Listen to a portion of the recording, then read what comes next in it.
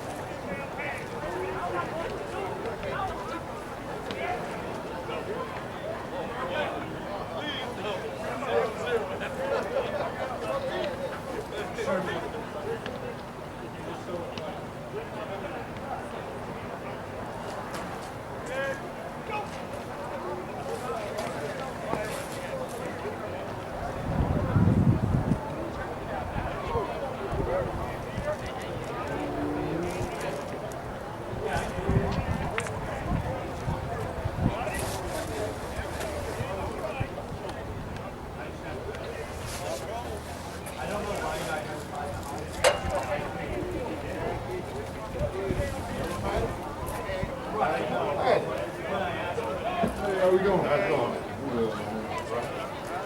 Get him started before we turn too cold out here. One, two, three. Tell everybody.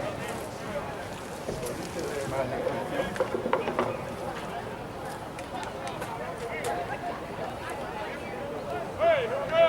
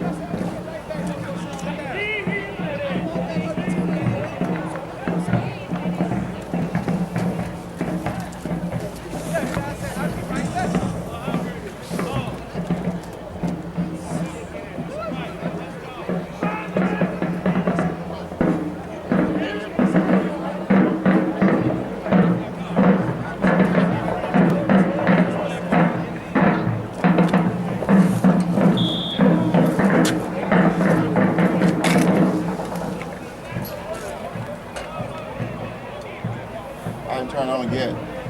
Okay. You reach? Oh yeah, it definitely reach. I'm trying not to untangle it. Try to pull it up a little bit more, but don't nobody walk by and snatch it down. Oh yeah, true. I'll wrap it around. When you put it up high, wrap it around that pole right here, whatever. Don't drip down, because somebody come by this.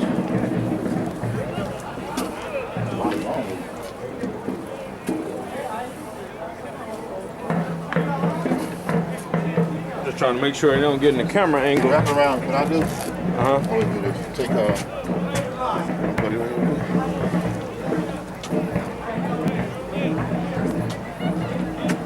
I would take a wrap around here. That way, if something happens, it don't snatch it out. It don't snatch your stuff. Okay. So you trip over a cord or something like that, it's not gonna snatch out your stuff.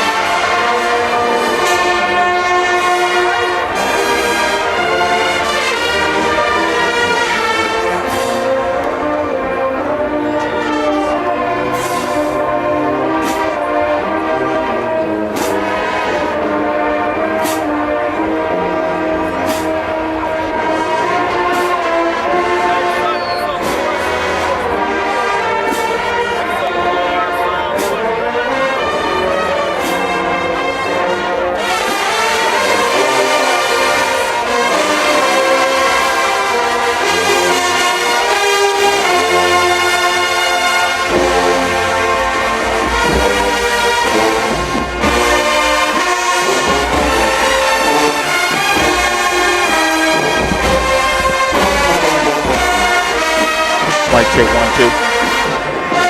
Mic check 1, 2.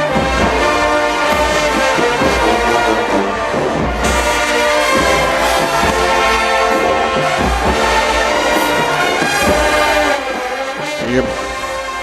Mic check 1, 2.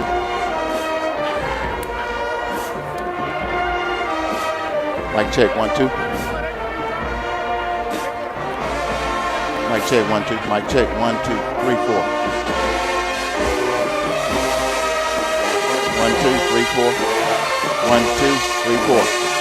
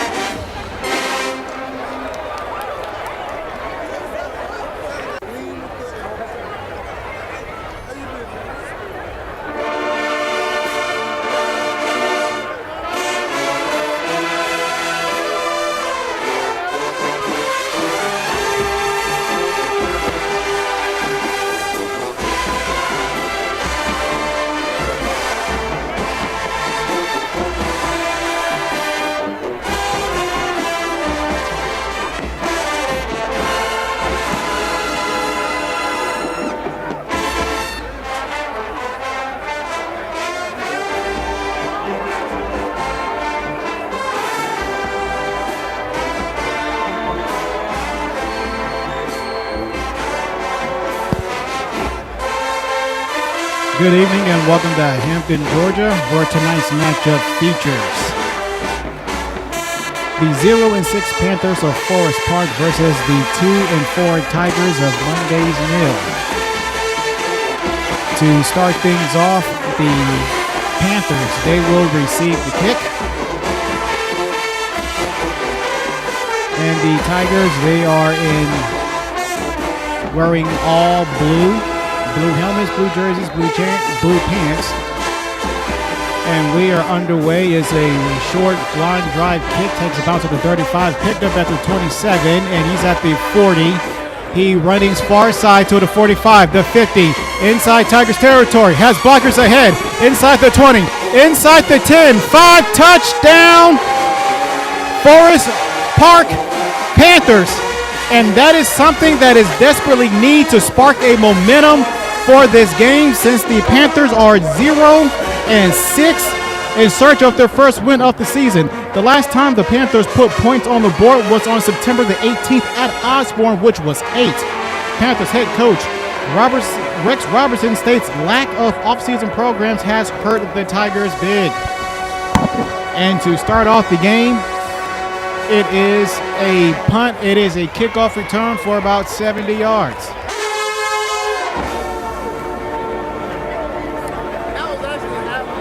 That's how you start off a game, folks.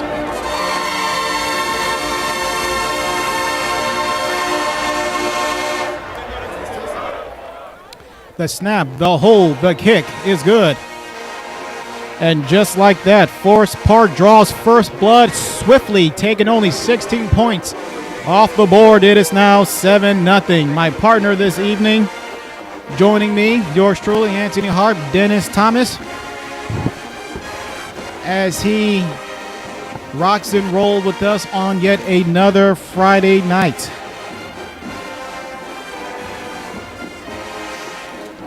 Also, for the Monday's Mill Tigers, the Tigers are trying to get their third win in 5 games. Monday's Mill's head coach, Dwayne Davis.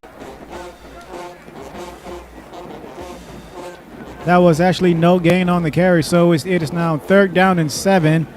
Quarterback Springer is out of the shotgun.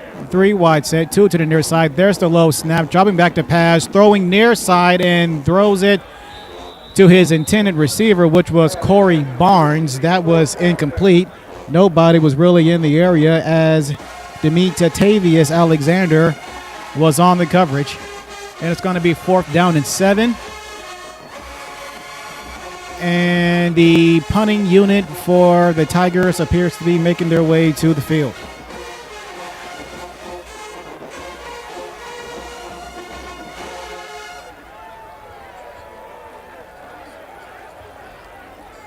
So on 4th down and 7, they set for the punt. There's a snap. The punt is in the air. Fair catch wave. Ball bounces at the 32, and it will take a Tigers bounce inside the 25, rolls all the way down to the 20-yard line, down by Anthony Griffin. As the Panthers, they are moving from left to right on your radio dial.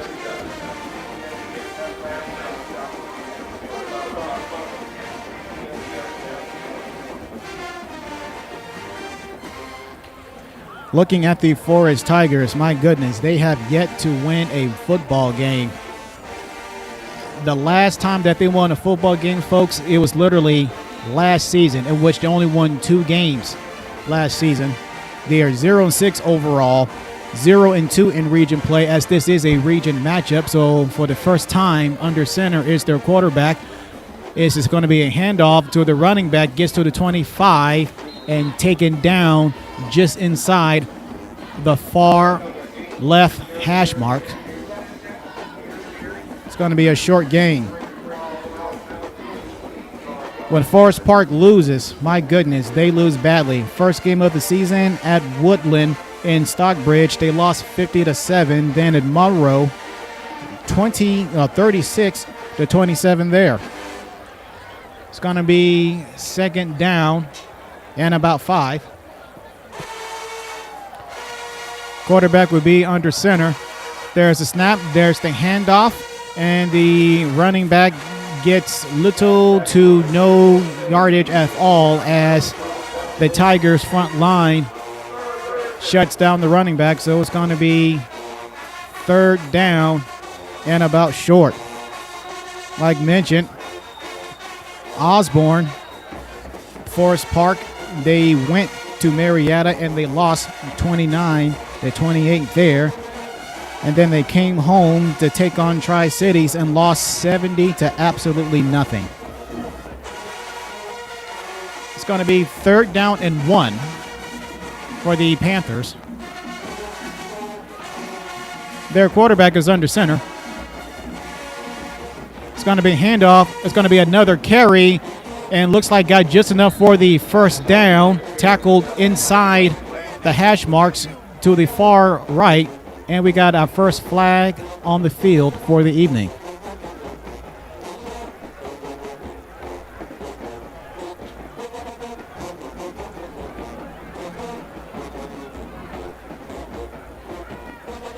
Oh, we got a personal foul. We got a face mask, and it is against Monday's meal, so that will move the sticks and the ball in favor of the Panthers. And that's what Coach Davis was talking about before the game. Avoid the penalty. Stop hurting themselves with self-conflicting penalties. Now the ball is at midfield at the 48. And now it's going to be first and 10 at midfield. Shotgun formation. Halfbacks on each side. There's the snap. Handoff up the middle to the 50. I'm trying to cut outside. Taken down at about the 47-yard line. And now the ball is inside Tigers territory. And I'm trying to see if, yes, we have ourselves a timeout. Looks like Monday's Mill had called a timeout first because they were the first one to get off the field. So we got ourselves a 7-0 ball game. 8 minutes, 4 seconds left to play in the first quarter. And if you're just joining us, Monday's Mill, they are behind the ball swiftly as they gave up a opening kickoff return to a team that is desperate for wins in the Forest Park Panthers. Well, Anthony, I'm here. I had a little technical difficulty to deal with for a moment, and I'm here with you guys. So you're doing just a great job. Just continue doing what you're doing. I'll just jump in every now and then. Been a great ball game. Like Anthony said, man, it was a great run back kickoff return by Forest Park Panthers. And we are back and ready to go. It's going to be second down and 6. Ball at the 47-yard line out of the shotgun formation. 3 wide set. There's the snap. It's going to be a handoff to the running back. And he gets to the 45-yard line. The carry was by Tristan Scott. Tackled by a cast of characters for the Tigers. A nice defense by the Tigers by coming in and only giving up a few yards on that play. With third down and 5 to go. Still a lot of time to go. 7 minutes and 37 seconds left to go in the ball game. Still looking good here. Forest Park, as you add to what you said earlier, Forest Park, that was a great start to come out and run it all the way back. That's a statement there for you guys. I still got plenty of football left to go, and let's see what happens. It's going to be third down and 4 from the 45-yard line. The quarterback is going to be under center. 3 wide set. 2 to the far left. It's going to be a snap. It's going to be a play fake. Drops back, throws down the middle. That is complete. Snatched out of the air at the 36. Getting down to the 31. That is a first down by William Nix. And the the Panthers, rather, they have the momentum, so perhaps that is just the spark and fire that Robertson needs for his Panthers to get going and to set the tone. On the tackle for the Tigers, number 29, Marquise Johnson, and number 3, Cameron Barnes on the tackle of that play. So here we go. First down and 10. Ball marked down at the 32-yard line. Shotgun formation. Your snap is going to be a handoff running up the middle to the 30 to 25. He has blocker ahead at the 20. Near side 15, 10, 5, and he's taken down inside the 5-yard line.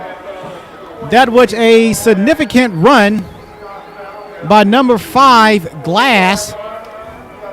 That is a huge run, and the Panthers are inside the red zone. That was an outstanding run by Jacarius Glass. I mean, taking off down the field, got out of bounds, broke a tackle close to the 10-yard line, and still got close to the 10-yard line. I don't know if Mundy's Mill are taking these guys for granted tonight, but Forest Park is serious about this ballgame. Yeah, well, the Tigers, they don't need to be taking anybody seriously, considering the fact that they're 2 games under 500. It is first and goal at the 4. Shotgun formation. Each halfbacks, each side. There's the snap. It's going to be a handoff. Turning outside near corner 5. Goal line. Touchdown, Panthers. Forest Park is rocking and rolling. They scored on the kickoff, and now they scored with an effective running game. Jackson, who punches it in from 4 yards out, running near side right to get it in the end zone. That was a hard run by Mr. Jackson over the right-hand side. I mean, lots of room there. 6 minutes and 21 seconds left to go in the first quarter. The snap, the hold, the kick is good, and just like that, it is 14 to absolutely nothing Tigers. A shocker, you ask me, a shocker. I'm telling you, these guys came out with serious, their mind on winning this ball game tonight. I mean, of course, with their record, I mean, you wouldn't have thought what happened tonight, but I guess that you got to come out and you got to let people know that you didn't come out to lose, you didn't come out to lay down, and that's what football is all about, especially on a Friday night here in Clayton County. Again, you got Forest Park Panthers are taking on the Mundy's Mill Tigers right here at 12 Oak Stadium in Hampton, Georgia. A beautiful night of football. Got a full moon. I guess it's got to be in the 50s, but weather is perfect weather for football. Light up on some of those cramps. Don't forget to check out the Mike is Hot Sports. You can follow us on all kinds of platforms: Facebook, iHeart, Twitter, YouTube, Spreaker, and by TuneIn. Log on to Spreaker.com. User the Mike is Hot. Well, guess what? Anthony, I think I see the Forest Park band funneling into the stadium. I mean, we haven't had a band in a few weeks. It's going to be fantastic to have a band on the field. We know it's COVID and things are looking up. Line drive kick is a short back kick, and it will, my goodness. The Tigers trying to take the ball and run it instead of just letting the ball go out of bounds, do less work on themselves.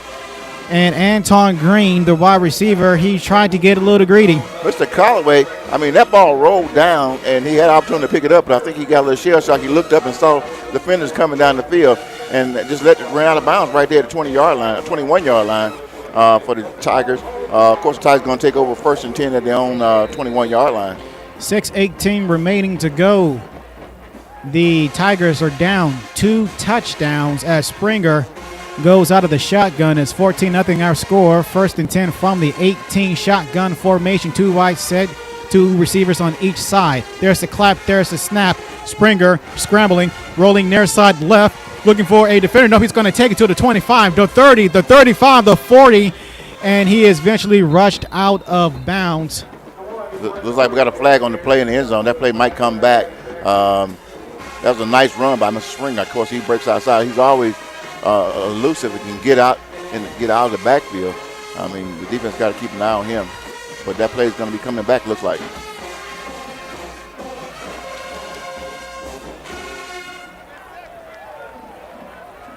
Yep, it's going to be holding on the Tigers. That is now their second penalty for the first half of this game. Recapping or looking at the Mundy's Mill Tigers, they've won 2 games. They've lost 4 games overall. They are 1-2 in region play, seeking their second win in region play. So now the ball is at the 10-yard line. 1st and 22. There's a snap. There's the pitch out of the shotgun. It's going to be Grant. He gets to the 15, still carrying defenders with him, and he is finally taken down. Forest Park defense is swarming. I mean, there's so many players in there, a whole host of linemen. They have the Tigers back pent. close to their own 10-yard line. I mean, these guys got a long ways to go, and Tigers are coming out with some aggression tonight. Joshua Collins with the tackle. So now it's going to be 2nd down and 19. The ball is at the 13-yard line. The ball is pinned on the hash mark near side towards us as the Tigers are moving from left to right. Springer out of the shotgun. There's the snap. There's the drop back. Wines throws far side. The ball skips onto the turf as Corey Barnes was the intended receiver. It's going to be 3rd down and 19 coming up. Mr. Barnes was definitely the intended receiver, but if he'd have looked a little bit further downfield, he'd have saw Mr. Anthony Griffin, number 7. He was wide open because when the ball was about to be thrown, Mr. Griffin looked right, and it would have been nothing but green grass. So 3rd down and 19, ball at the 13-yard line. Springer's on the shotgun. 4 wide receivers set, 3 to the near left, or far left, excuse me. There's the snap. Drop back to pass. Throws over the middle. That is intercepted. Middle umpire had to duck and get out of the way for that, but the pass was caught by Jackson. Jackson caught the pass. That's good news, but bad news is that was for the Panthers, and so now that is an INT for the Monday's Mill Tigers, and they're struggling to start off this game with 5 minutes to play. Nice interception there for the Panthers. I mean, they really needed this one right here. I mean, this is an opportunity for them to take a big lead in this ball game. I mean, we still have 5 minutes left to go in the first quarter play right here at 12 Oak Stadium. It's going to be 1st down and 26. The quarterback would be under center. That's Hardaway. There's a snap. It's going to be a handoff. Who is met immediately in the backfield, and he got out of a tag team tackle, but the play was ruled dead, and that was Jackson who broke free, but after the play was ruled dead. And is that a flag on the play? That is a flag. That's a different color flag. It looks like that's a pink flag. Well, technically, under regular circumstances, October would be Breast Cancer Month awareness. But you notice in the National Football League that has not been the case. Absolutely. Well, that's not a pink flag. It looks kind of a turquoise-looking orange. See, that's what. Turquoise. I mean orange. See, and the ball, and that's a penalty on Monday's Mill. That is now their 3rd penalty. And going back to the turquoise thing. See, I think that's where America got themselves messed up with that crayon box of 64 with the little pencil in the back. Yeah. I mean, a little crayon sharpener in the back. See, now they just created a whole bunch of colors that we don't even need. It's still green, red, white, blue, orange, brown, etc. And yellow. So it's going to be 1st down and 7, ball at the 23-yard line. Quarterback would be under center. 3 wide set, 2 to the near side right. Quarterback is under center. There's the snap, and down goes the quarterback. No, he's not. He still got it. He handed it off. No, it was a swift handoff to the near side right. It fooled a lot of people, but it didn't fool the defense of the Monday Mill Tigers, I tell you that. I mean, he took off to the right-hand side of the field, and it looked like the quarterback was swamped, but the running back was right there, and he broke through the crowd because everybody had their eyes on the quarterback. That was Glass with the carry, and that was Navy with the stop.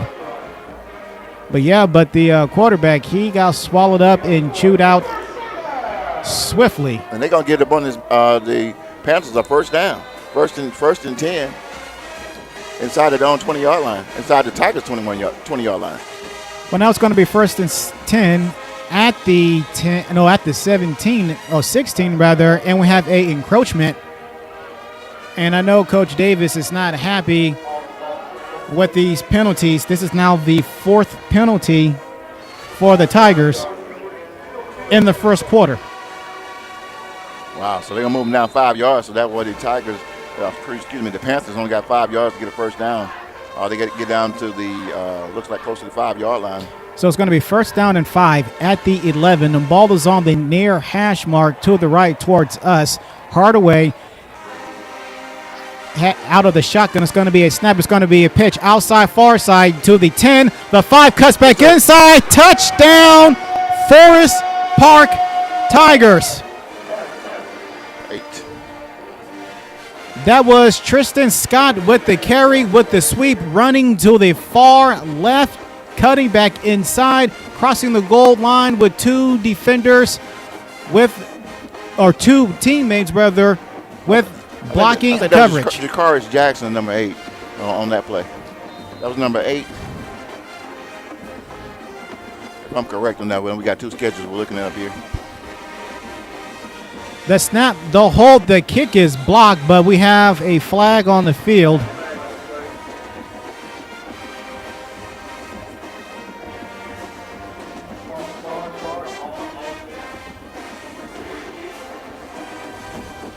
And it's going to be a false start on the Panthers. That is their first penalty of the game.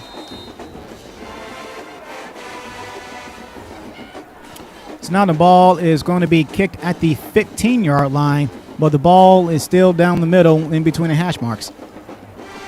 There's the snap, there's the hold, there's the kick. That is blocked. The kick is blocked. Again, second kick was blocked. I mean, the Panthers said that was backed up after that penalty movement, and the Tigers wasn't having it. They blocked the second kick, so no extra point on this possession. Ryan Gaston with the block on that one. Yeah. Even though there's a lot of these 3 minutes and 27 seconds left to go in the first half of play right here at 12 Oak Stadium in Clayton County. I mean, these Panthers have come out roaring. I got to put it that way. They come out roaring. I mean, they from running the kickoff back for a touchdown, scoring again, and getting good field position, and also driving the ball down the field. I mean, these Parks Park Panthers are really putting on a game. And also, they brought the band with them tonight. You can hear the band in the background, and just beautiful night for football. I don't know how to put it. The Mundy's Mill Tigers got to get it together. That is right, and the Tigers are coming up on their third possession. First possession, they punt. Second possession, they threw a pass, but it was to the wrong team. Wrong team. And we have a punt is going to be short inside the 20. And we get it to the 20, the 25, eluding a defender.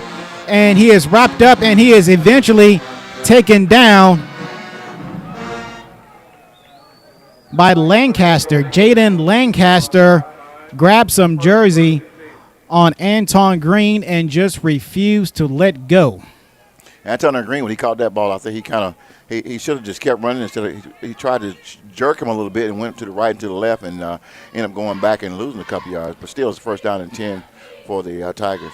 3:16 from 12 Oak Stadium in Hampton. 20 to absolutely nothing in favor of the Panthers, a team who hasn't won a football game all year. It's going to be first down and 10 from the 22-yard line. Ball's on the hash mark near left towards us. There's a snap. It's going to be a quick throw. It's going to be complete in the flat, and they cross the 20 down to the 24 or 25-yard line, tackled to the far right side of the field between the numbers and the hash marks. Looks like number 9 for the Panthers was on the tackle on that play. Dartavius Walker. And the Tigers will go no huddle. Out of the shotgun, 4 wide receiver set. There's going to be a snap in under pressure, stepping up, and will he run it? Yes, he will run across the 25, the 30, running near side with the stiff arm, and he is taken out of bounds, running to the near right towards us. Springer with the runner. Demitavius Alexander with the force out of bounds. Yes. That was a nice run. I think Demitavius, he really runs to his left a lot. And he had a split out, had everyone split out wide and left the middle open, so he took off, run to the left, and got out of bounds. Picked up a first down play. It's going to be first down and 10 from the 35. Shotgun format. 4 wide receivers set, 3 to the near left towards us, halfback to the right side of the quarterback. There's the snap. Handoff, run up the middle at the 35, the 40, 45, 50, cuts back inside, 40, the 35, 30, 15, 10, 5, touchdown, Mundy's Mill Tigers. Jalen Grant ran it right up the middle cutting to the right, cut back left, turned upfield, and the Tigers are on the board. I mean, that was nothing but smoke that time when he cut the middle. He cut right and cut left. And I think two of the defenders of the Forest Park Panthers fell down. One of the guys, when he made a cut, I think he was going to cut to the left, but he cut to the right, and the defender fell down, and that just left up open field. You had two defenders for the Panthers. They were closing in on Grant. But Grant cut, but like I said, Grant cut back outside to the right. Grant had that breakaway speed that took him out, took him the distance. The PAT, the snap, the hold, the kick, that is blocked. Oh, baby. That was blocked. So we have ourselves a 1-1 tie in the blocking category. Yosha Collins denying the Tigers the extra point. So it is now 20-6 with 2:14 to play in the opening quarter in favor of the Forest Park Tigers. Forest Park Tigers, I tell you, man, these guys are playing some good defense. But at the same time, Mundy's Mill seem like they're starting to wake up and come into this ball game. And they normally put more points on the board in the first half of the ball game. That was just a fantastic play on that last touchdown run. I think we'll see a lot more of that tonight.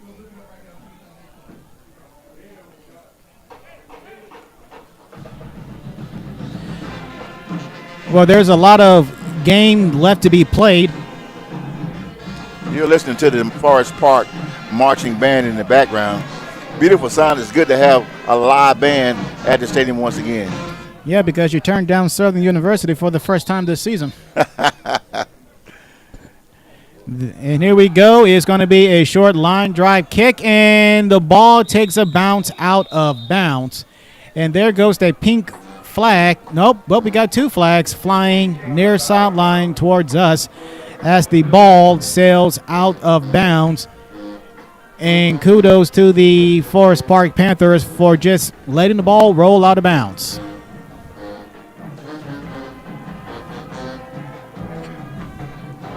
I mean, can you believe we're still in the first quarter of play with 2 minutes and 14 seconds left to go, and we've had 3 touchdowns. Well, actually 4 touchdowns here, 3 by Forest Park and 1 by the Panthers.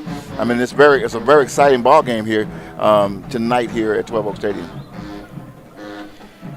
On the 17th of September, Forest Park with another loss to KIPP Atlanta Collegiate. They lost that game by 40-10. We're kind of keep in mind that this is a Clayton County school. These are Clayton County schools, and it's almost like a rival game anytime a Clayton County school play against each other. It's going to be first down and 10 from the 35-yard line. Out of the shotgun is going to be a handoff to the running back, gets to the 35, tackled between the hash marks and numbers, running to the near right. That's going to be a short carry for the halfback, who goes by the name of Tristan Scott. Or excuse me, Jacarvius Glass, I beg your pardon. Jonesboro was next on the football schedule for Forest Park, and they got stomped for 59 to absolutely nothing. Okay, so for all the Forest Park Panthers, we're done with the scoring. Okay, so we're just going to leave it right there. We're going to look to the future now. Second down and 6 out of the shotgun. It's going to be a handoff to the running back, looking for a blocker. He's trying to turn the corner, gets to the 40, the 45, and tackled to the far right side of the field. Tackled between the hash marks and the numbers. And that is just enough for a first down. Scott with the carry on that one. I think that was Mr. Jackson, number 8, for the carry for the Panthers. Where these guys been all year, man? I tell you, look at some of those scores you're quoting earlier. These guys are actually, it's like a fresh cup of coffee, you know. Yeah, well, we'll see under a minute to play in the opening quarters. First down and 10, ball at midfield at the 47 of the Panthers. Out of the shotgun, low snap, gets the handoff, gets to the 45 and down to about the 49-yard line. Tackled just inside the far hash mark. That's Glass with another handoff. So to start off the game, the Forest Park Panthers running game appears to be effective to this point. As the Panthers in the state, they're ranked 432nd. In Division 5A, they are ranked 56th. Second down and 8 out of the shotgun from the 49-yard line, up their 49-yard line, and encroachment. Another flag on the field. Looking at head coach Davis, puts his arms up in the air beside himself. False start. You have defenders on both sides of the line. No, I beg your pardon. That goes against the Panthers. Well, Wow. it appeared when you look at it from up here, you had two guys on the ends for the Tigers that jumped across the line. So obviously someone encroached, someone on the offensive line for the Panthers had to move to trigger them to jump. So the officials saw it, had a better view than we did up here. So it's going to back them up 5 yards. And that will be the last situation to occur for the first quarter here in Hampton, Georgia from 12 Oaks Stadium at the end of one. Forest Park Panthers surprising the Monday's Mill Tigers. It is 20-6 our score.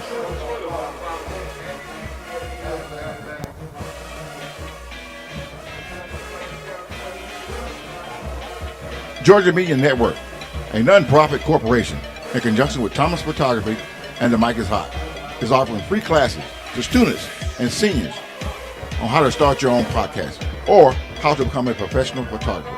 For more information on Georgia Media Network services coming to your school or organization, please contact Georgia Media Network at gmail.com or call 678-900-9840. Get your future started today.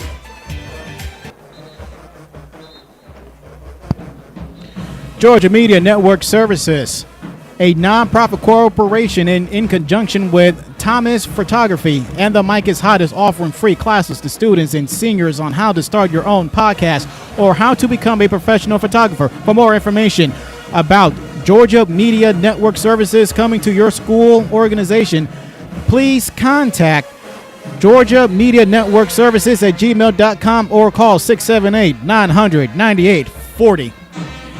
So we have flipped the script and gone the other way now. As for the Forest Park Tigers, they are now moving from right to left on your radio dial. It's going to be second down and 13 from the 44-yard line. Hardaway is out of the shotgun. 3 wide receivers set, 2 to the near side. There's a snap, drop back to pass. Has time, winds, throws far side, and there is all sorts of miscommunication. He must have heard a whistle because the receiver just stood still. I mean, the quarterback dropped back and threw it to the receiver, but he didn't move. So it looks like they had movement here on the line of scrimmage. Don't see a flag.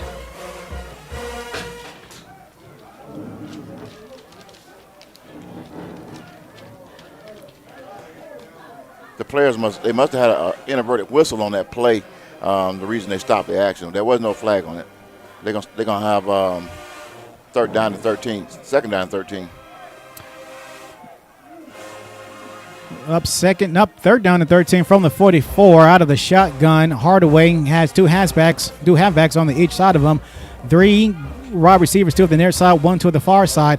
There's the snap. Hardaway drop back to pass. Wines throws for the long bomb far side. That will be caught at the 25-yard line.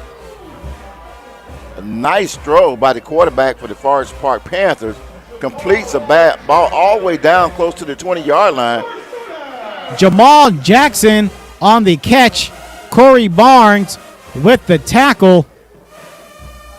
And these Forest Park Panthers are rocking and rolling. And Denizen, to your point in question, you do got to ask yourself, where was all this earlier this season? I'm telling you, these guys are setting themselves up for another touchdown run here, looks like. First and 10, ball is marked down at the 25-yard line. Ball is on the far hash mark.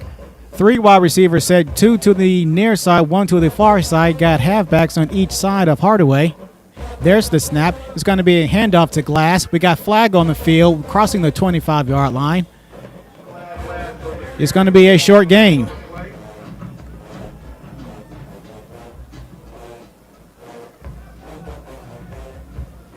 The officials are signaling. I'm trying to figure out whether I think that's an ineligible receiver. Yeah, but that's going to be against the Tigers. Oh, and that's a sideline warning too. All right. That's sideline one. My correction. So what that count as a penalty? That was a gain of 3 by Glass. 2nd down and 3. Ball is right at the 20-yard line, approaching the 11-minute mark in the second half. There was no penalties, no yards taken added. It's gonna be a warning on the sideline. That means the Tigers are chirping. It's going to be a handoff to the running back. 15, Wide 10, open, 5. And he gets down to about the 6-yard line. Ran that right up the middle. Tackled in between the hash marks. Nice hard run up the middle by the Panthers. I mean, all of a sudden he broke through. No one touched him until he got about 10 yards down the field. Panthers sets him up pretty right there at the 5-yard line. It's going to be first down and goal. As for Forest Park, they are 8th ranked in 5A Region 3.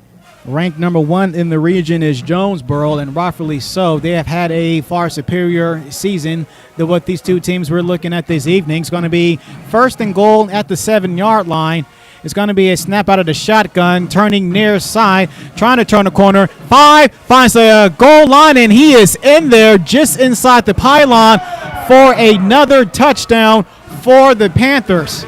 And that is number 8, Janorius Jackson, finding the hole, finding blocking, turning the corner, reaching for the end zone for 6. Mr. Jackson swung outside after the ball was handed off, but the middle was clogged up, so he swung outside the end and tackle, and outran the defenders into the end zone and dove into the end zone. So we have a matchup between a matchup. It is 1-1 in terms of PAT blocking.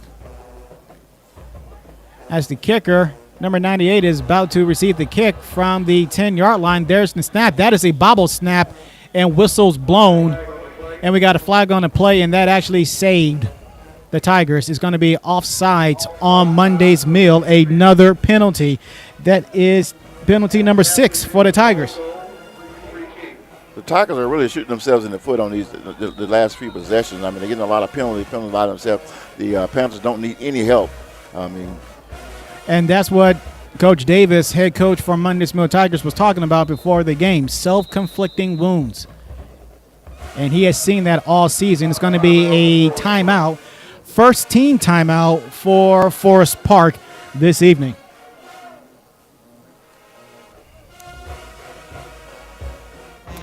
$10 minutes, 10 seconds to play. After this timeout, the Panthers, they will attempt another field goal or another PAT. I mean, it's a great night. I just want to remind you guys out there just listen to the game tonight. I mean, it's not too cold. I think it's in its 50s. Perfect weather for football. I mean, this is what football is all about, having nice, cool weather. It cuts back on the cramps and injuries for the players. We got a full moon over the stadium. It's beautiful. The Forest Park Band is singing what you hear them in the background. Great football. I mean, right in October, what more could you ask for? Like you said, breast cancer month, which the officiators right now really, with the pink flag, it kind of threw me off a little bit, but it's good football. And it appears that people are still coming into the ball game, even though we right into the second half of play. And Forest Park is going to mix things up and go for a 2-point conversion. There's the snap. It's going to be a handoff. Knocks down his own blocker, trying to turn the wheel, and he has been driven backwards.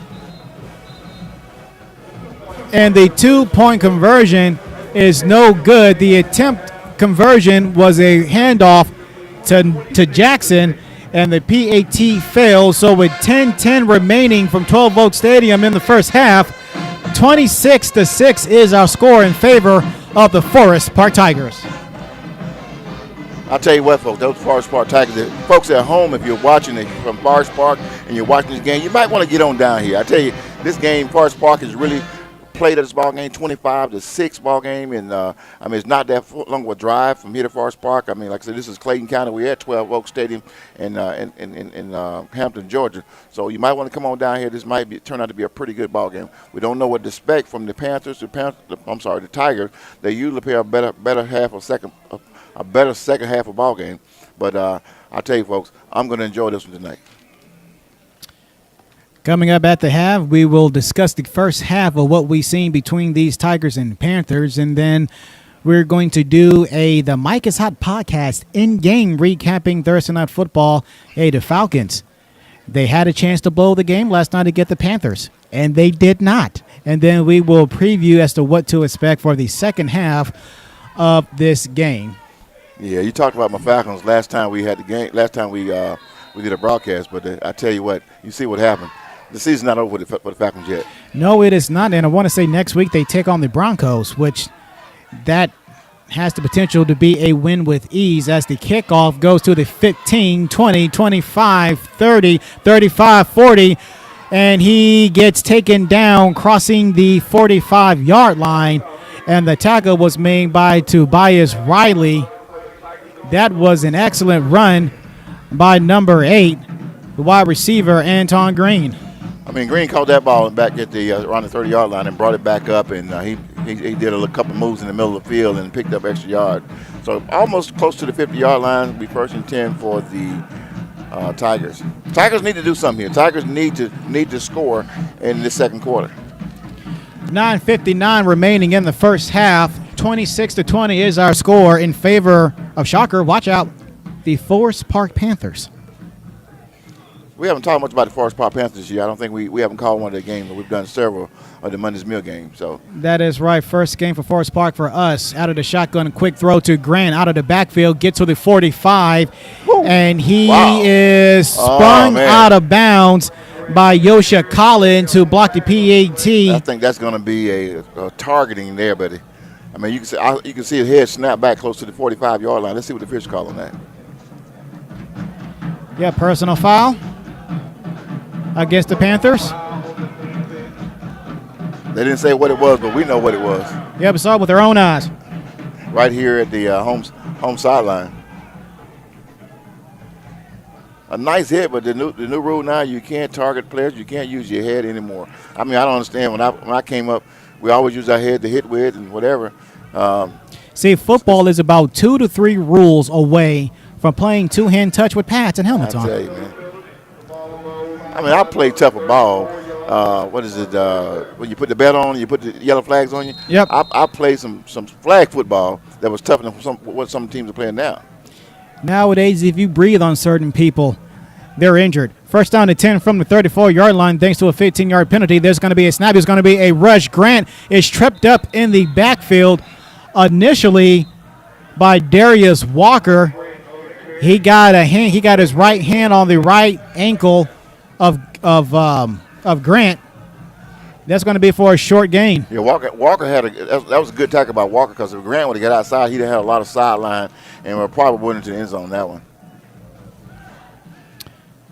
I'm noticing these face guards. Are you see what I'm seeing like a blue tint? I don't know if that's the light on the face guards or whatever. It's going to be second down to 10 from the 34-yard line. Pistol formation. There goes the snap. Wines throws far side of the field. That will be caught. It's caught at the 5. Touchdown, Monday's Mill Tigers. Springer to Barnes on the pitch and catch. Number 29. Number 29 defender, he went up with him close to the 5-yard line, and all he had to do was pull him down, but he slipped down, and Springer just walked around him and walked to the end zone 3 yards to put the Monday's Meal Tigers up. Like I said, folks, if you out there and you watch this ball game, you got to get on down here, because I believe this ball ain't going to turn out to be a real close, great ball game. Anthony Combs is he had a one-on-one showdown with Corey Barnes, and Corey Barnes won that. And we got a timeout called, and that will be against Monday's Mills. That is their second timeout with 8 minutes, 56 seconds remaining in the second quarter.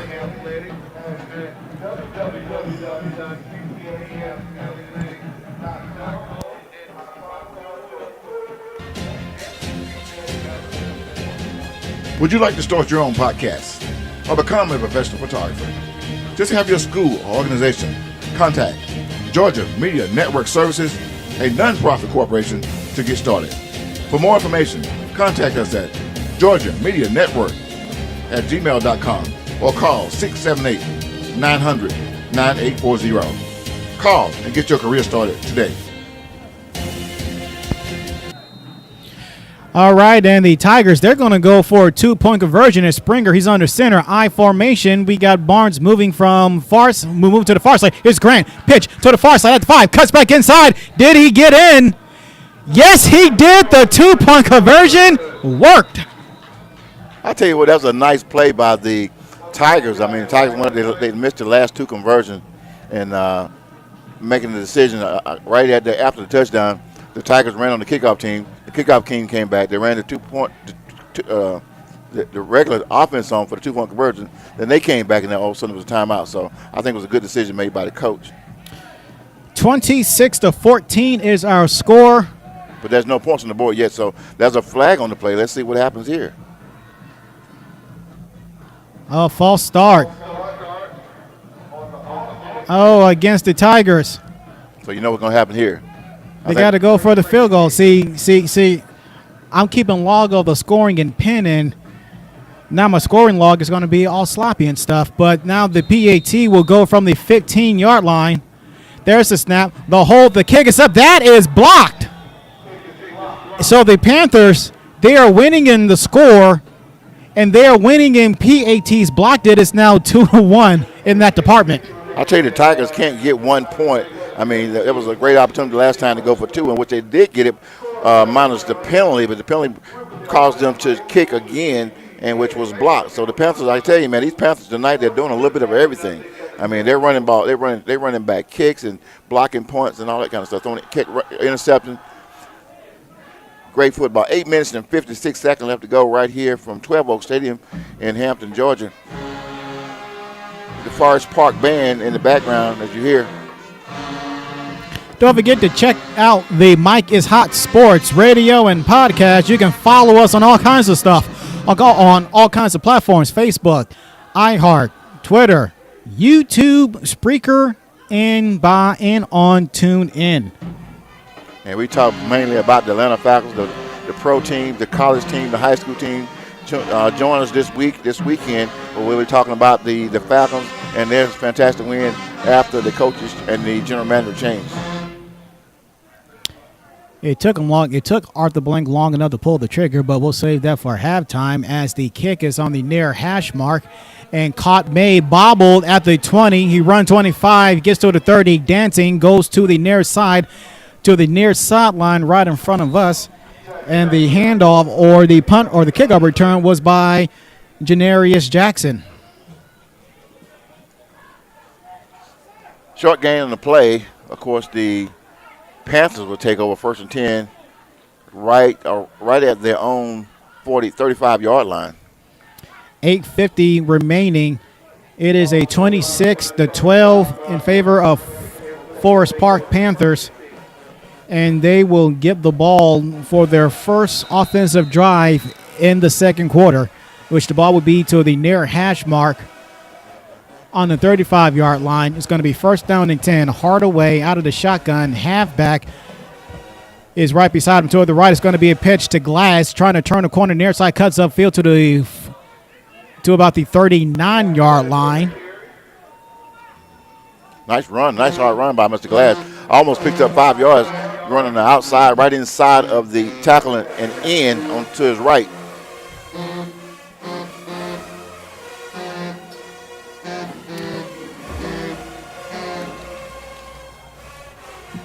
Looking at Forest Park, they have scored 46 points coming into tonight's game. They have allowed 284. It is 2nd down and 6 from the 39-yard line. The ball is down at the far hash mark out of the shotgun formation. Glass is in motion. His snap is going to be a handoff to the running back up the middle, crossing the 40. And he is down at about the 42-yard line. Number 8.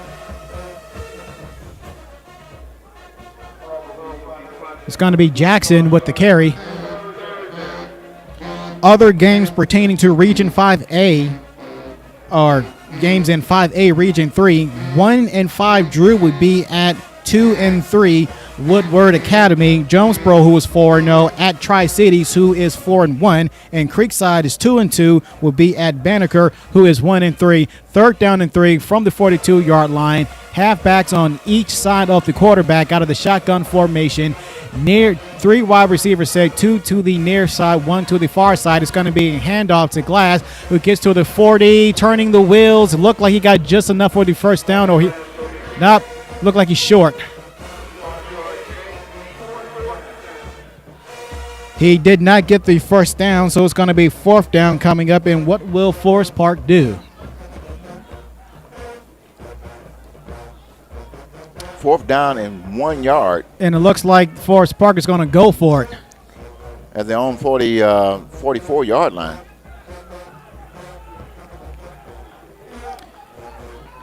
And we have shouting from the coaches coming from both sidelines. It's going to be 4th and 1 from the 44-yard line. Hardaway is under center, halfback behind him. And it's going to be a quarterback sneak, and he gets that and a little bit more. Ball is at the 49-yard line. He almost breaks it through. He had one guy to stop him, which was a nice play. Picks up the first down. That's going to be first down. The ball is at their own 49-yard line. Ball will be put down on the far right hash mark. Forest Park is one of the oldest Clayton County public schools, dating back to 1928. As is going to be first down and 10, ball at the 49-yard line from their own 49-yard line of the Panthers. Just under 6 minutes to play out of the shotgun formation. Halfback on each sides of the quarterback. There's the snap. It's going to be a handoff, and that handoff goes nowhere. We have a flag on the field as Demetrius Johnson, among others, was in on the tackle.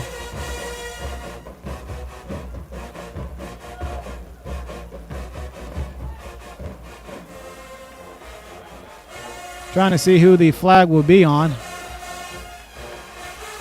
They are discussing it, and let's see what it is. Personal foul, face mask against the Tigers.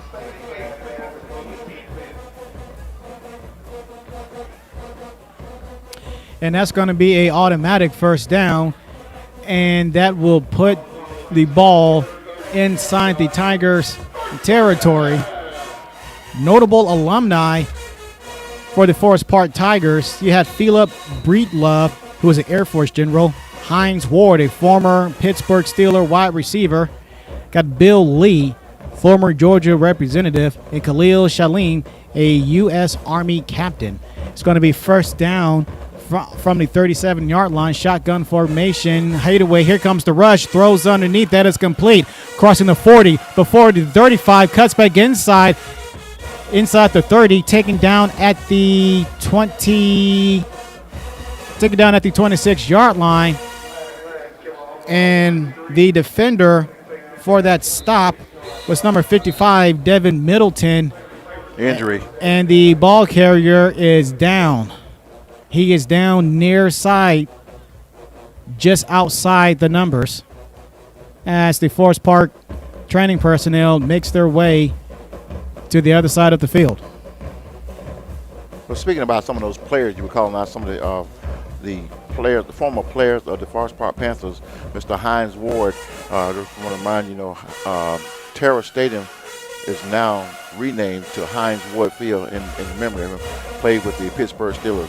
I think it's a great that even in Clayton County, there's a lot of players that came out of Clayton County schools, went into the NFL, and came back and done great services and donated their time and their services and their money back to the Clayton County school system.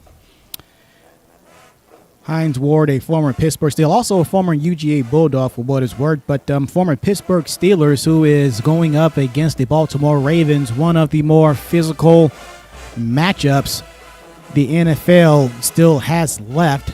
And you're talking about Hines Ward. He's about the only wide receiver that I can think of off the top of my hand who will lay out defensive backs for his own personal amusement. Like, that's just how physical it was back in the day. So Unfortunately, those late 2000s, early 2010s Ravens and Steelers matchups, we may never see that type of physicality again, but nonetheless, I still expect that game to be very physical and very compelling.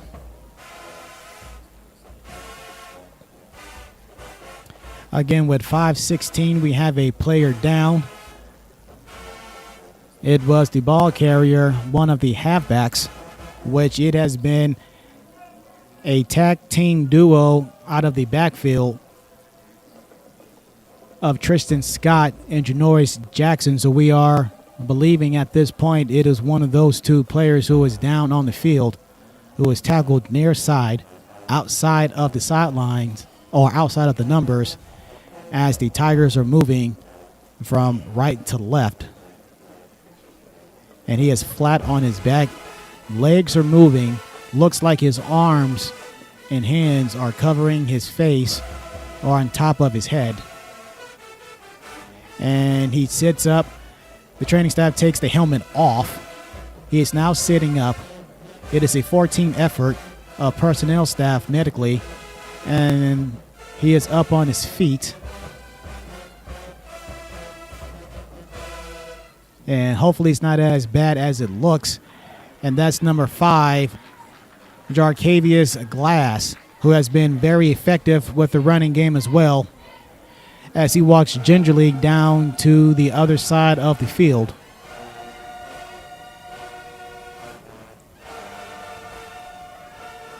That's something you never want to see, and hopefully the injury is not as bad as what it looked, and he needs assistance on both sides of him, making his way towards the field or making his way towards the sidelines. When we get back to play, it's going to be first down and 10 from the 26-yard line, 5:16 to play in the first half. 26-12 is our score in favor of the Forest Park Tigers, or Forest Park Panthers, I beg your pardon. Leading Monday's Mills. Forest Park is trying to get a win any way they can. Well, they're doing a pretty good job right now with a 25-12 lead over the Tigers. And if the Tigers don't get into this ball game, these Panthers are doing a great job moving the ball up and down the field. And so they are now at the 25-yard line of the Tigers. It's going to be first down and 10. Ball marked down actually at the 26-yard line out of the shotgun. Here going to be a snap, and it's going to be a handoff inside the 25. And looked like he got about a 1-yard gain, if anything, and we got a flag. Looks like a little unsportsmanlike here. It looked like Jawan Sterling was waving his hands off, saying like nothing ever happened. But, you know, that was an indication of something was said that probably should not have been said. You got to keep in mind these guys, like I said, this is both Clayton County schools. These guys know each other. They go to church with each other. They know players from each school. So I mean, a lot of time when the Panthers jumped out, Forest Park Panthers jumped out on the Monday's Mill Tigers. I mean, flared up a little bit of tension there on maybe some of the players. But we got to get that calmed down and let's get this thing back under control. So if these players go to church with one another, they got some repenting to do come Sunday morning. Well, they're not going to church right now, but I'm just saying. I will hope not. You got to understand some of these kids when you're talking about Clayton County, some of these kids went to middle school with some of these are their friends. They went to middle school with them, or they see them at the grocery store. They see them at other out of school events. So they do know each other. It's not like you're going to DeKalb County or downtown Atlanta. And, you know how people's on the social media there and they're talking and bragging about what they're going to do for the ball game. And so that causes temper to fly up a little bit. That was a big penalty on the Panthers right there. It knocked them back about 20-something yards, didn't it? Yep, that is the 4th penalty for Forest Park to Monday's Mills. 8 penalties. Other notable alumni for Forest Park, Little Keed. He's a rapper. So they got some rapping talents to come out of there as well. So now it's going to be first down and 23. The ball is back at the 40-yard line. Hardaway out of the shotgun, 4 wide set, 2 receivers on each side. The halfback is to the far right. There's a snap. It's going to be a throw. It's going to be a slant. It's going to be caught inside the hash marks, and the ball is marked down, looking like at about the 27-yard line. And so it's going to be 3rd down and manageable. William Nix with the catch from Hardaway. It's now going to be 3rd down and 12. Ball is at the 28-yard line, approaching the 4-minute mark remaining in the first half. 26-12. Forest Park is leading Monday's Mills, looking to put more points on the board. It's going to be 3rd down and 12 out of the shotgun. 4 wide set, two receivers to each side. There's the snap. Hardaway throws over the middle. It's going to be a screen. It's caught inside the 30, trying to bounce outside. Does so, and he turns the wheels, crossing the 25. Look like down at the 24-yard line. It's going to be 4th down. The catch was made by number 8, Jackson. Tried to get a screen. He eluded 2 defenders, but could not get that first down from 12 yards away. So now the ball is on the near hash, and the Panthers will go for a field goal attempt from 25 yards away. It's going to be 4th and 8. Getting the balls kicked in the air has not been good. There's the snap. There's the kick. That is all kinds of short. When I say all kinds of short, the ball landed at the 8-yard line. That ball did not have a. Oh no, no whistles. You have Davis telling number 2 Corey Barnes to run it. Did not hear any whistles. He was the first. He was the closest one to the ball, and now the play just stopped. Really didn't hear any whistles, if any whistles were blown. There was no whistles blown on that play. I mean, the right judge, sideline judge, actually stopped the receiver when he started running. I mean, the ball was kicked. The 2 back judges was watching, and everybody looked around, wondering what was going on. And somebody hollered, the coach hollered, "Run, run!" He ran back to the down marker, in which the whistle was blown by the line judge. Looks like they're going to re-kick this again. I don't know what happened there, but they're going to line it well. Because the flags haven't been moved yet. It's still 4th down at 9. I never saw any flags. I didn't either. The coach is on the field. Man, I already wrote this down as a missed field goal. I mean, that ball did not have a prayer in the world. And so now the Tigers' offense is on the field. If the Tigers' offense is on the field, they got to move those flags, because the flags haven't been moved. It's still showing 4th down. And Davis is livid on the Monday's Mill Tigers sideline.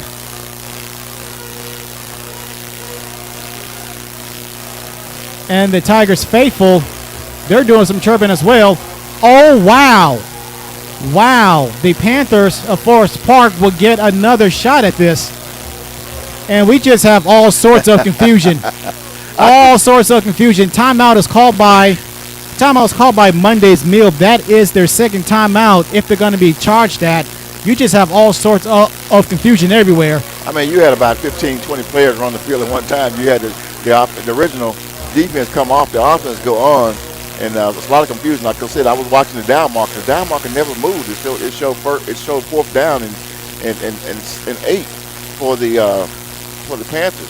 And Dwayne Davis is just all kinds of hot right now, giving the business to the head referee, and rightfully so from his perspective, because first of all, the field goal attempt, it had no prayer in the world. I mean, I don't know if Jesus Christ himself could have anointed that ball to sail through the uprights. And then the ball landed at the 8-yard line, picked up by Corey Barnes of the Tigers.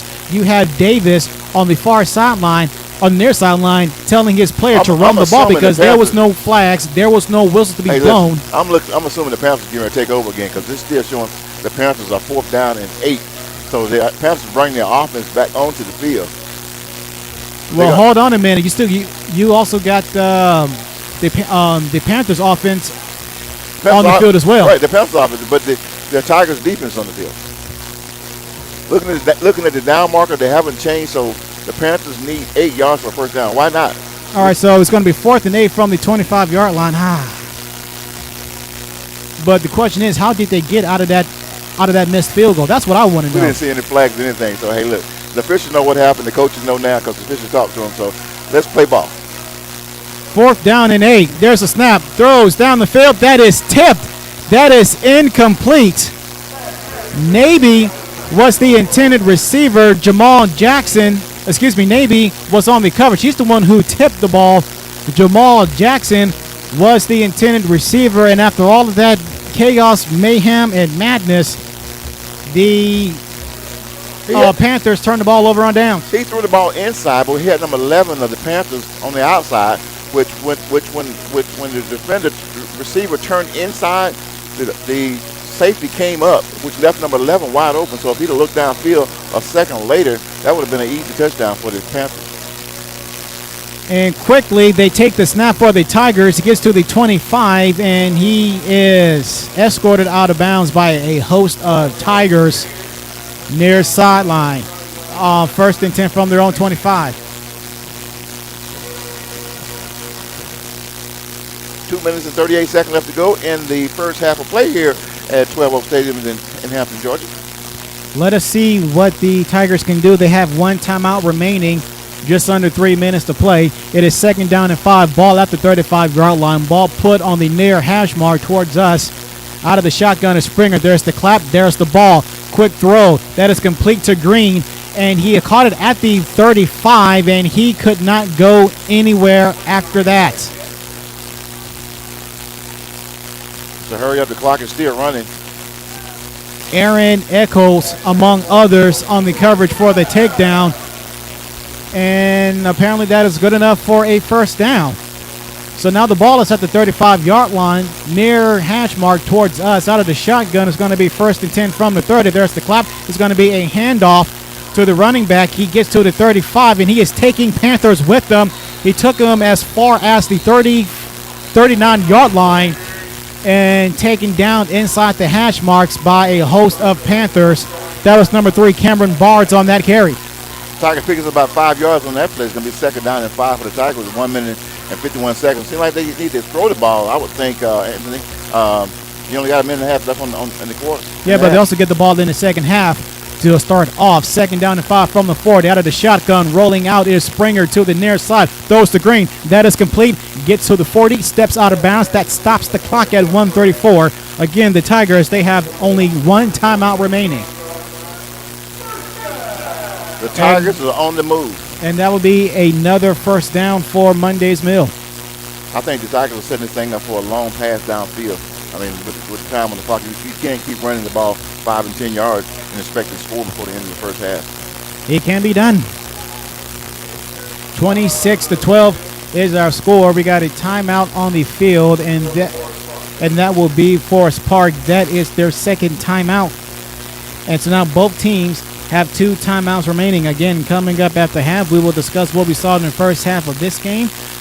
Do the Mike is Hot Sports Manager podcast episode in game, recapping the Falcons win over the Panthers on Thursday Night Football, and talk about what is expected for both the Panthers and the Tigers to come out with a win. 1:34 remaining in the first half. 26-12 is our score. Tigers are trailing the Panthers, a team that has yet to win a football game this season. I'll tell you what, the Tigers right now, they're trying to, they're right at midfield, getting ready to move the ball downfield. You got 1 minute and 34 seconds left to go to get in the end zone, and the Panthers are playing pretty good defense right now. It'll be 1st and 10. Yeah, both teams are in the same region, which is 5A3. It's going to be 1st down and 10 from the 48-yard line. Out of the shotgun, 4 wide receivers set, 2 on each side, and we can play ball. Halfback is to the right side of the quarterback. There's the snap. Fake pump. Winds, throws the ball to Green, and it is caught at the 20, 15, 10, 5. Touchdown. Monday's Mill Tigers. Springer to Green on the touchdown pitch and catch. I told you they were setting them up for that pass. I mean, running the ball the last 3 plays. The Tigers ran all the way up to close to the 50-yard line, and they were setting them up with 1 minute and 30-something seconds left to go in the first half of play. All of a sudden, they called a timeout and came back and threw that long pass downfield, which is just, it was expected.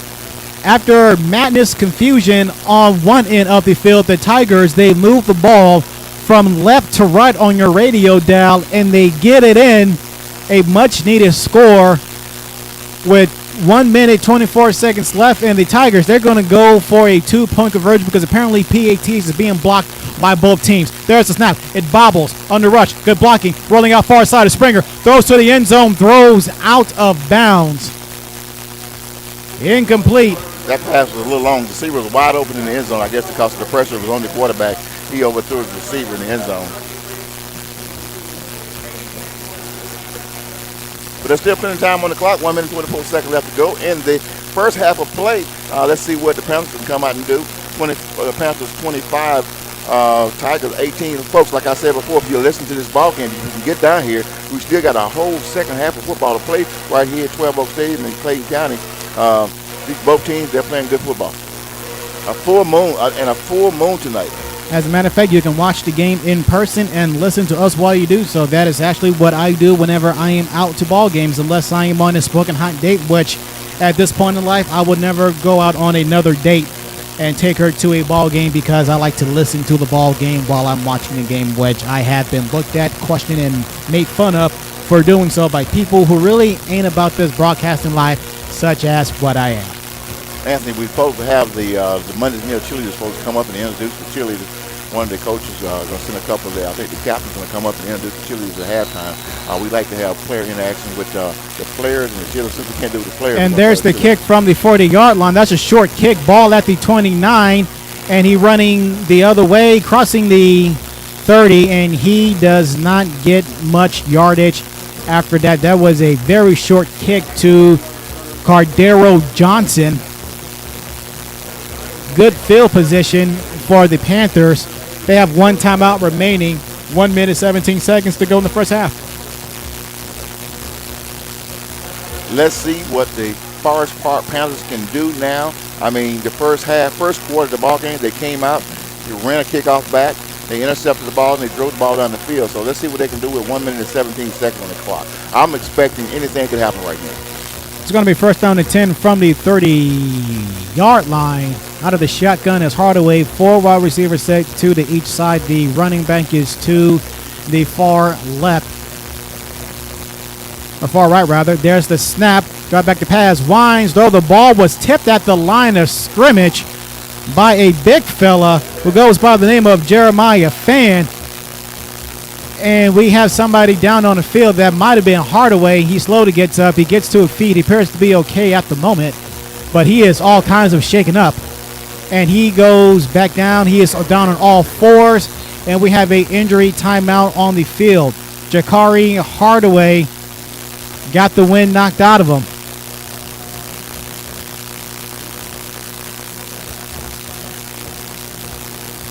Like you said, he's still down the field.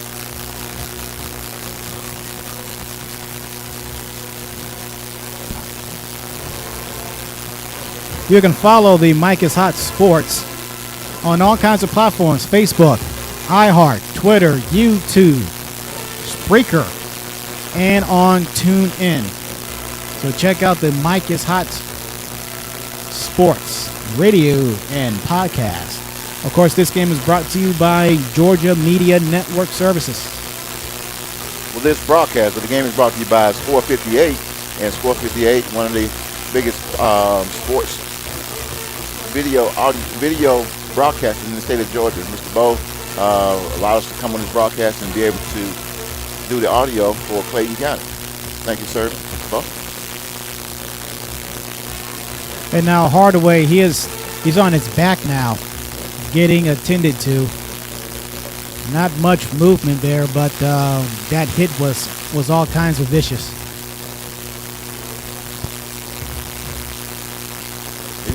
He's sitting up now. Sitting up. He's sitting up. I think he got hit in the face. It appeared to me because he grabbed his face when he went down.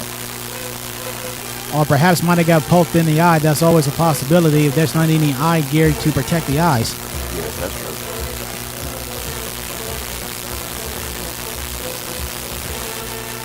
One minute and 11 seconds left to go in the first half of play right here at 12 Oak Stadium in Clayton County in Hampton, Georgia. Clayton County Schools. again, it's almost like a rival game when one county school plays another county school. It's always great to watch.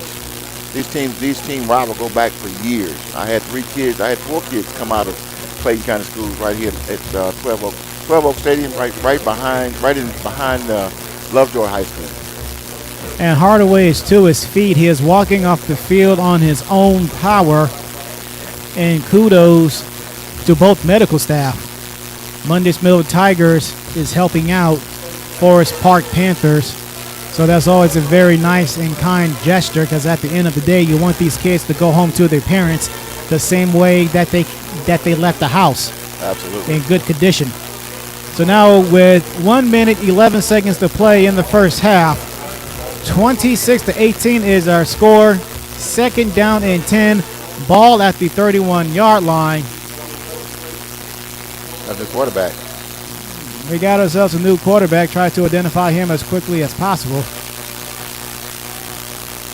Out of the shotgun formation, there's the head snap. It's going to be a handoff. He runs one side, then runs the other way. Stiff arming. He's backpedaling to the 20, and he has 3, 4, 5, 6 Tigers tackling Janarius Jackson, who went south to try to go backwards, and then he went south, and then he went down.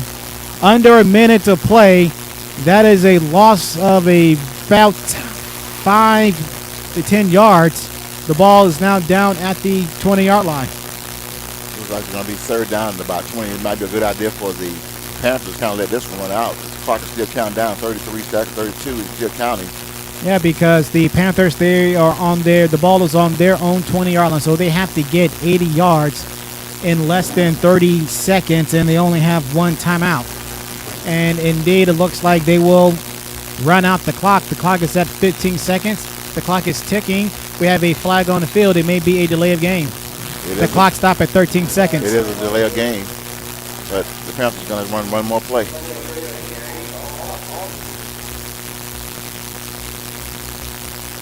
That is the 5th penalty for the Tigers this evening, or Panthers this evening.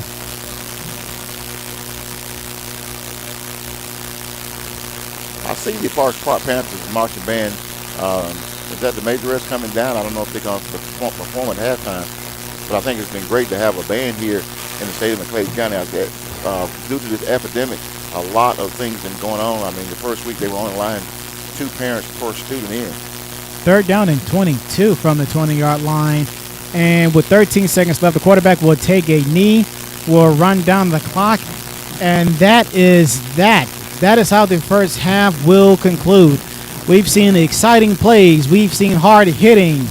We've seen players down for the count. At the end of the first half, the Forest Park Panthers are surprising the Mundy's Mill Tigers 26-18.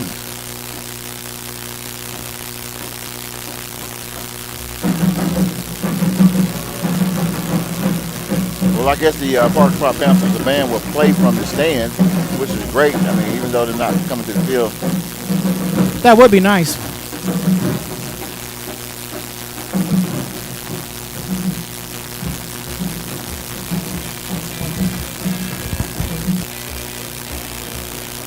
Georgia Media Network, a non-profit corporation in conjunction with Thomas Photography and the Mic is Hot, is offering free classes to students and seniors on how to start your own podcast or how to become a professional photographer.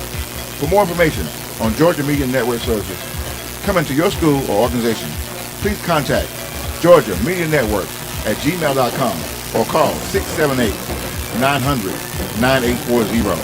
Get your future started today. Okay, Anthony, it's been a fantastic first half of play here at 12 Oak Stadium in Hampton, Georgia, where the Forest Park Panthers take on the Mundy's Mill Tigers. I mean, we want to recap what happened here, and I see you got a lot of notes over there. I kind of memorized mine, and I think you write yours down. So you want to start this thing off and just tell what you got? So here's how we got to 26-18 in favor of the Forest Park Tigers. All right, so Forest Park, they received the opening kick, and they took it to the house, making it 7-0. Then at the 10-minute, 7-second mark, they had a touchdown run, making it 14-0. Then at the 5-minute mark, or the drive started at the 5-minute mark, had a touchdown run, but the field goal, but the PAT was blocked, making it 20-0. Then inside 2 minutes to play, they get the ball back, really to close out the first quarter.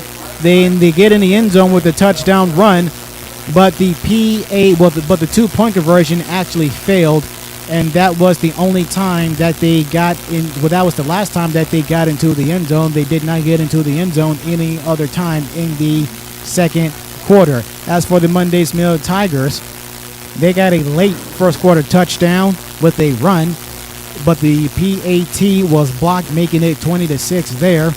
And then early second quarter, they had a touchdown pass, making it 26-12, but the PAT was blocked.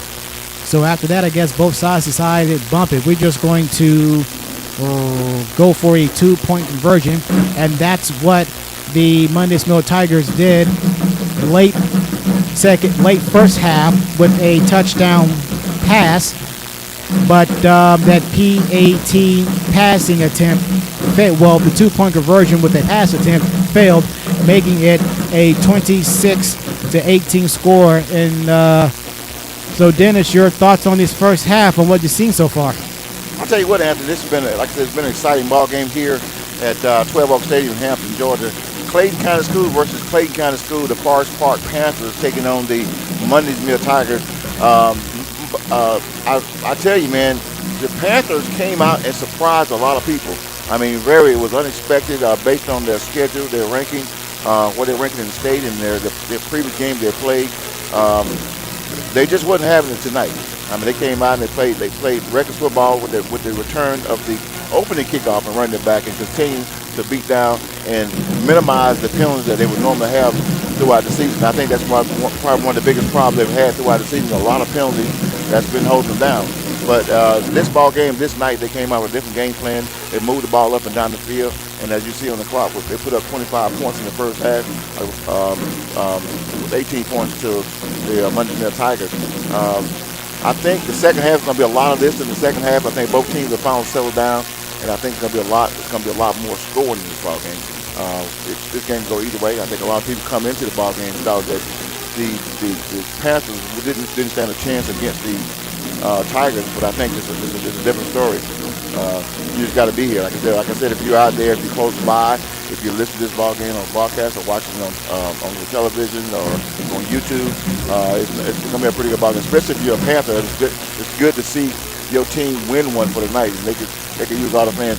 It's not a lot of people in the stands right now tonight. Again, I would say we probably got about 10-15% of the fans from Monday's Mill and the Forest Park Panthers. But the good thing is Forest Park did bring their band tonight, and that was great to see. We haven't seen a lot of bands this year due to the pandemic. I mean, people are limited coming to the ball game, and so this has been a great chance to see a live band. Now, we did see a band in Griffin, but it's good to see a band in Clayton County. My understanding, talking to matter of fact, as I say that, tonight is homecoming. Tonight is homecoming for the Monday Mill Tigers, and I was talking to one of the I think the faculty members for Monday's Mill. She was telling me that everything was done virtual online, so therefore they're not allowed due to the pandemic to come out and come together and meet and do like they normally would, and they're hoping that by maybe basketball season, that's what they can actually have an actual homecoming where people can come out. They can do a walkthrough or something like that with the players and parents. So the Atlanta Falcons, 2-6. They got the dub last night. They got the dub last night, man. You know, a lot of people are giving up on my Falcons. You know, we know due to the fact. Now you saw on the Falcons. We're going to talk here. We're going to talk 15 minutes. I'm looking for my cheerleaders. I don't see them. If you see them, do let me know. The Falcons, you know, after they released Dan Quinn and the head coach Dan Quinn and general manager Thomas Dimitroff, there was a lot of problems there. And I think the owner, one of the great owners in the NFL, Arthur Blank, made the right decision to get rid of him. And I will say this to most Falcon fans out there: the Falcons are not going to win all the games. They're not going to win a lot of games, but you're going to see a difference. And I think each ball game is good to watch, and it's good to we already know we're at the bottom, but you know what? When you're at the bottom, what you can do? You can only go up. So the good thing about it is that when they win a ball game, it's a great thing because some people are not watching, but at the same time, Coach the owner, Arthur Blank, told what's the coach name? I can't get the drip. You mean Raheem Morris? Raheem Morris. Coach told Raheem Morris it's his job to lose. So I think I'm glad he got an opportunity. Well, if he don't, whether he get the job as the head coach of the Falcons next year or he has to go to another team, for him and many players on the field, they're playing for a job.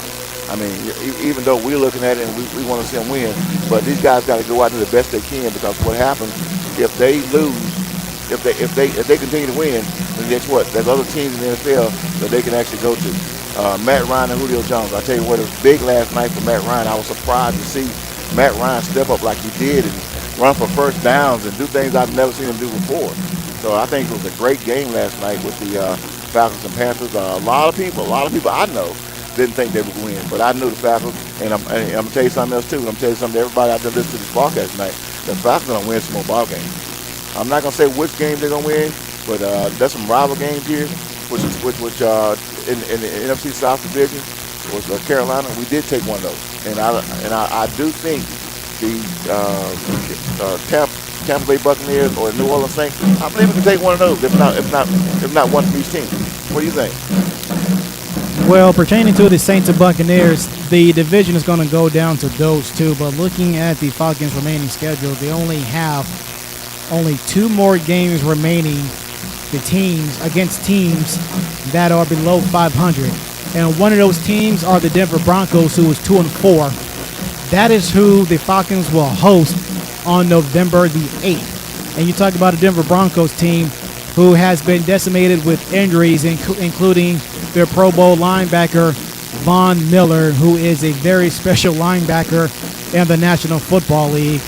And then following that, it will be the Saints in New Orleans. And emotions are going to be running high with hostility and trash talking when those two teams go at it, which is quiet as it's kept.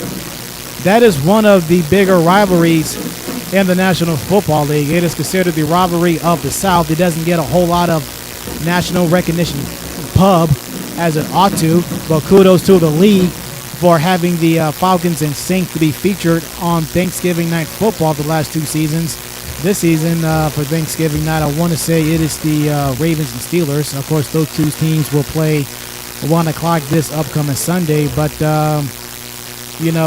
Raheem Morris, he has experience as a head coach. He has experience as a coach on both sides of the ball.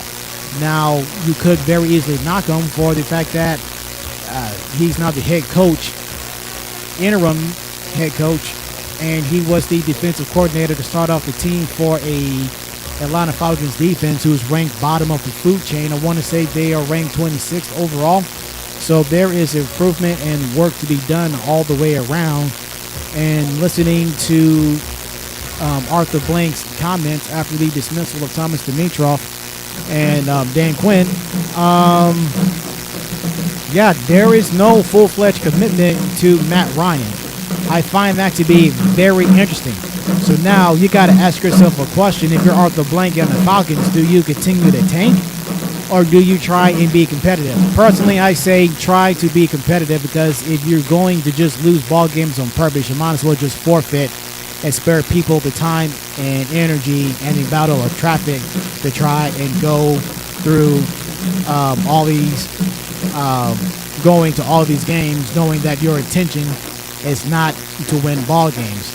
But you're looking at the Falcons pertaining to the NFC South. They're at the bottom of the food chain. However, they are behind the Panthers by 1 game in the loss column. Now, considering the fact that there will be 1 more team added to the playoffs out of the NFC and AFC, perhaps there is hope. But the Falcons, they have to win now. And they have to win out, I dare say, the rest of the way. Because let's face it, this NFC South division is going to go to either New Orleans or Tampa Bay. You look at Tampa Bay, they just acquired Antonio Brown, so you have Brown and Brady reuniting again for the first time. Wow. Since I want to say week 2. Are you excited about that?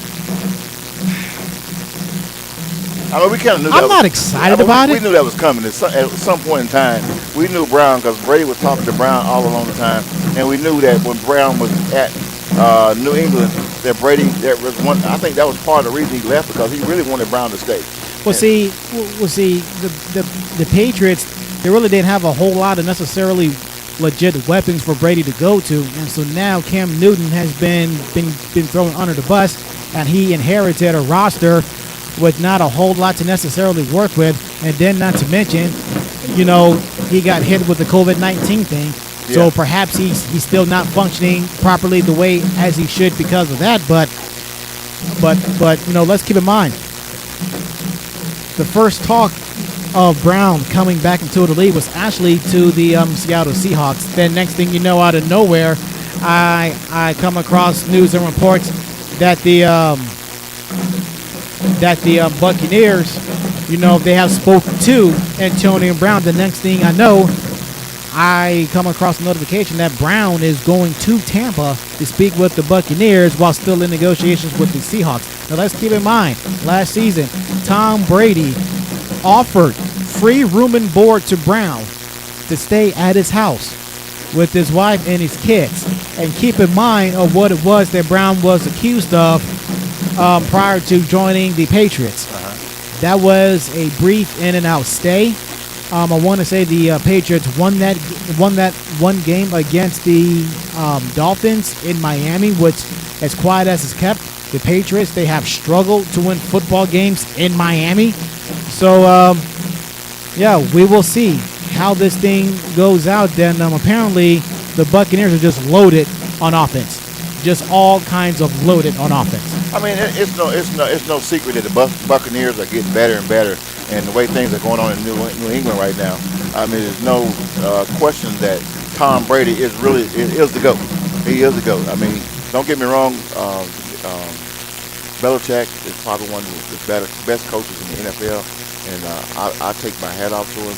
But Tom Brady has shown that he can go to another team. And I think that's his whole thing. He can go to another team. I'm not going to say that this team is going to make it. I'm not even going to say they're going to make it in the playoffs. They got a good chance because, in this NFC South, I mean, it's going to come. I think it's going to come down between the Tampa Bay Buccaneers and the New Orleans Saints. And the New Orleans, we know New Orleans Saints, even though Drew Brees is getting older, they can knock you out. It's a good chance, but I wouldn't put them in the Super Bowl this year. I mean, I think they got a good opportunity, but I think they still missing a few pieces and parts to their team. So I am definitely. I'm watching the game. I mean, one thing I do definitely is when you go in the NFC South, I mean, all these teams are the Tampa Bay Buccaneers, New Orleans Saints, Carolina Panthers, and of course the Falcons. I mean, this just happened to be a really, really bad time for us. And I think that in the next couple of years, that we're going to turn this program around. I think that, I mean, one thing I'm curious about, and I want to hear what you have to say about it.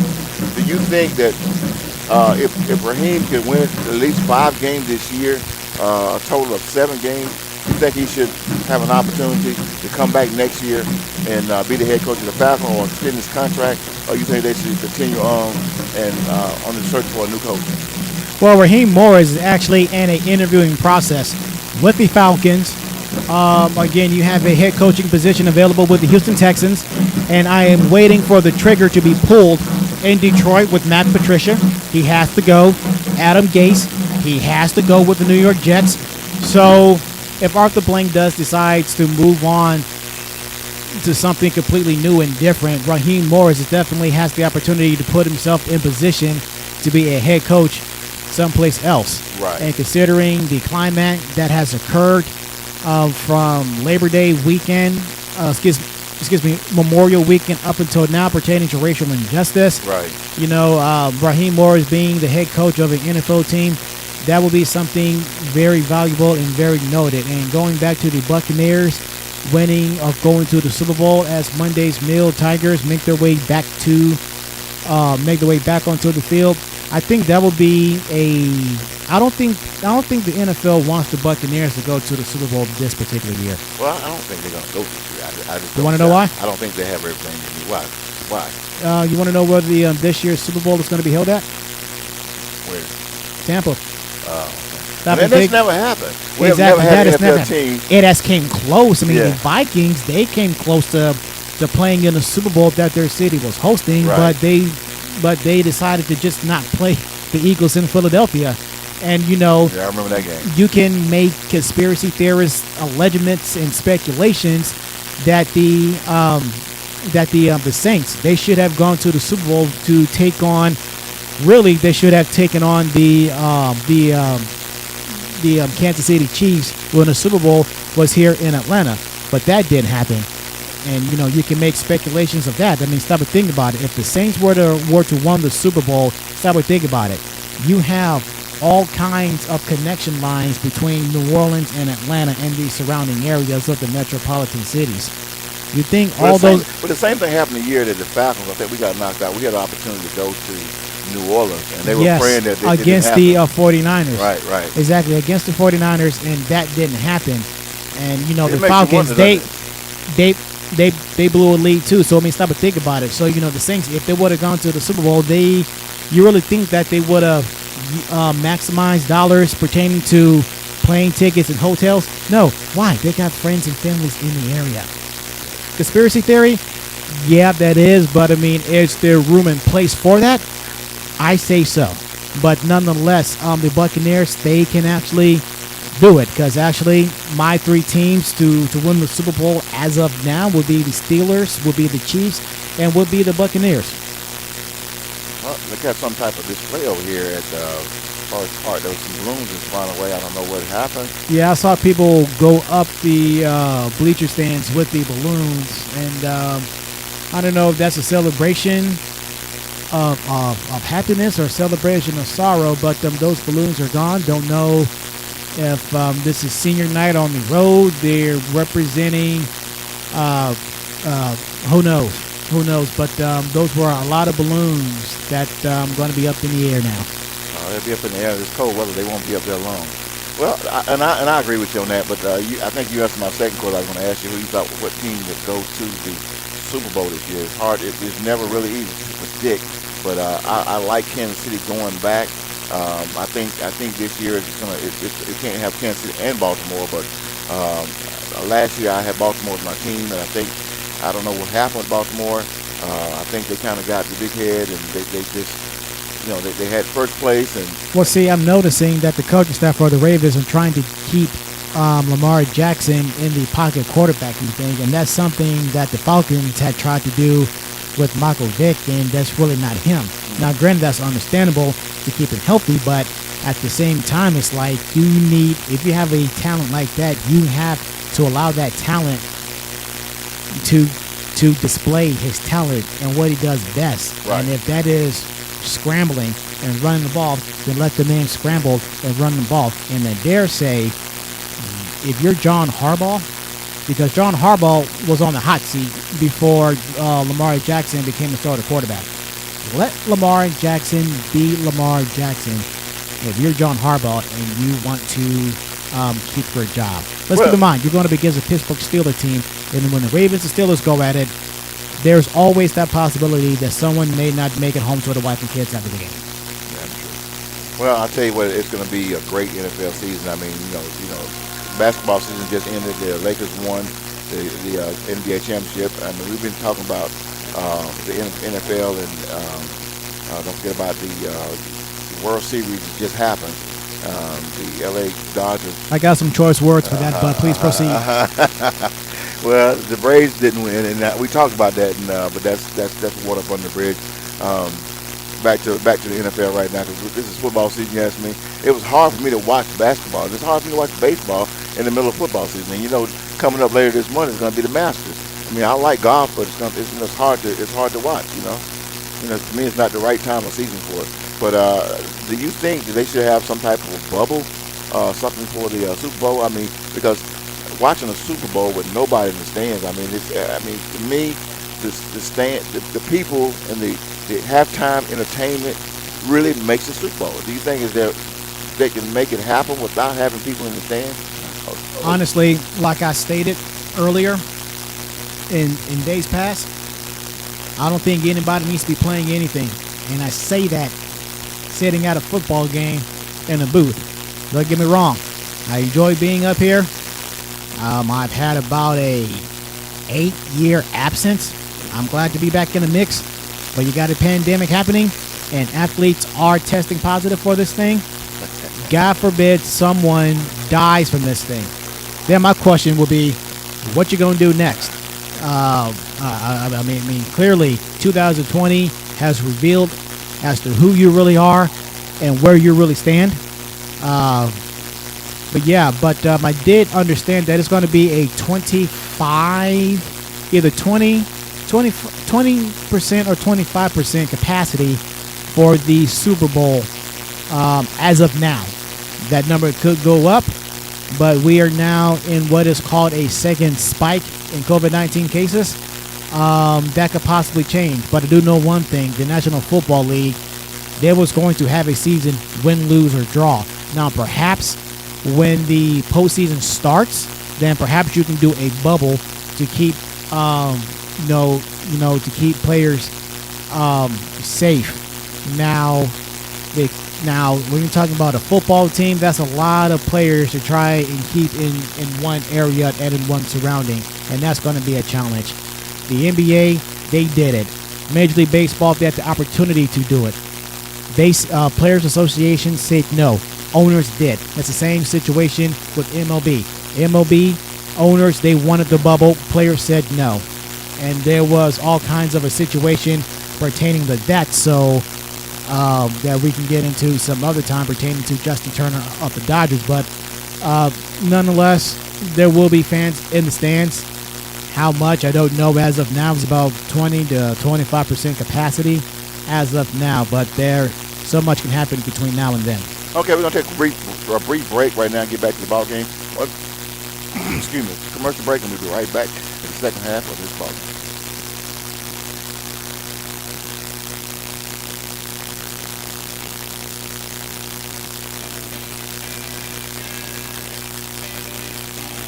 No.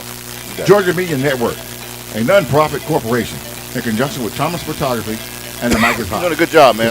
Free classes to students. I get out of my groove, man. I'm not used to doing this, so I'm kind of cut off. Or you know, how so to become a you're doing a good professional job. Let's keep it going like it is. For more information on Georgia Media Network services coming to your school or organization, please contact Georgia Media Network at gmail.com or call 678-900-9840. Get your future started today.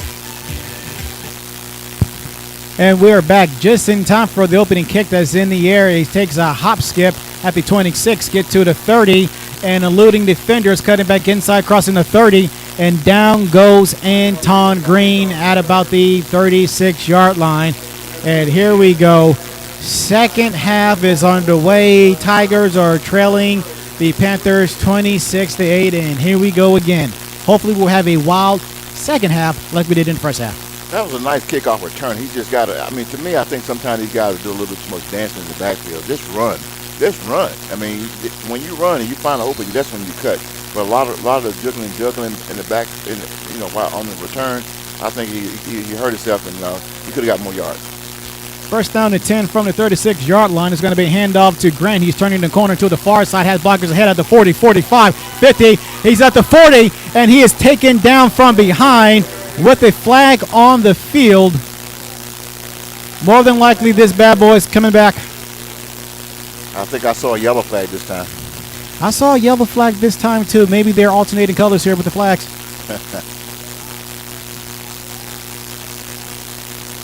But that was a good run by Grant.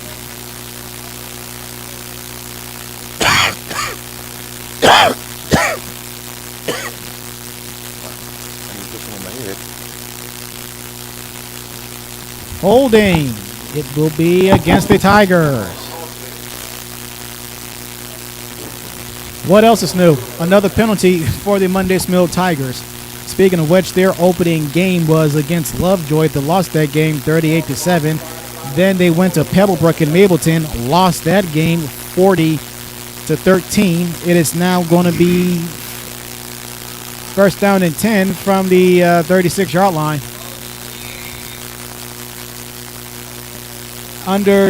Out of the shotgun formation, there's the clap, there's the snap. It's going to be a handoff, and the ball carrier leans forward down right at the 50-yard line from the 47-yard line. That was a gain of 3 on that play.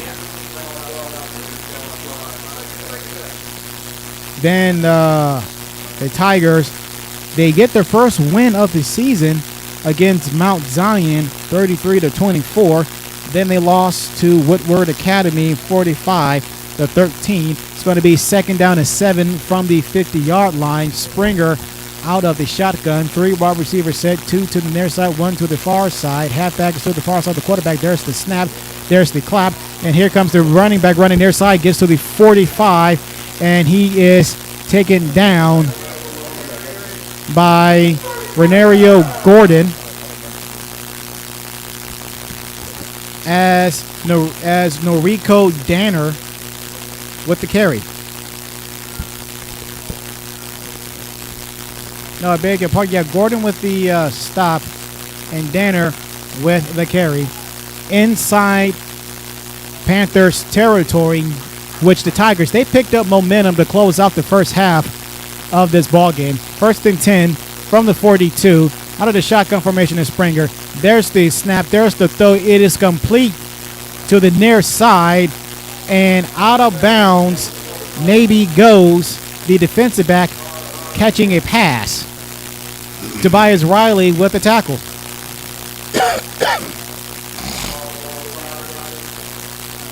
And that is going to be third and short, or second and short, rather. Second down and 1, ball at the 33-yard line. Springer is out of the shotgun. 4 wide receivers set, 2 receivers on each side. Halfback is on the near side of the quarterback. There's the clap, there's the snap. Wines throws the ball to the end zone. That is incomplete. Looking for Corey Barnes. Armand Jester was the intended receiver. Then Monday's Mill, they continued a losing streak of 2 in a row. The Tri-Cities out of East Point, 27 to absolutely nothing. Then they beat Drew 16-6. And that's how that goes. Team passing. We will get to that on third down and 1. 30 at the 33-yard line. Springer out of the shotgun. There's the snap. It's going to be a handoff. Cuts back inside as Barnes, and he carries his way to the 30-yard line.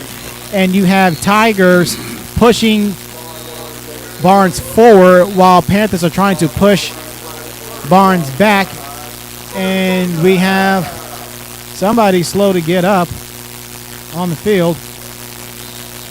And it looks like a linebacker for the Panthers.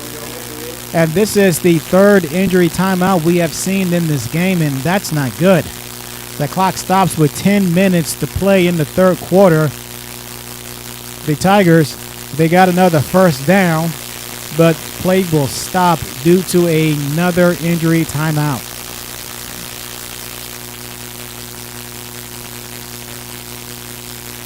And it's the second or third injury we have in this ball game. 3. Took a lot of time to play in the third quarter. Played 10 minutes even. That's when the clock was played in third quarter play here at 12 Oak Stadium in Hampton, Georgia. Where the Monday's Mill Tigers take on the Sparks Park Panthers right now. The Sparks Park Panthers has a nice lead, 25-18.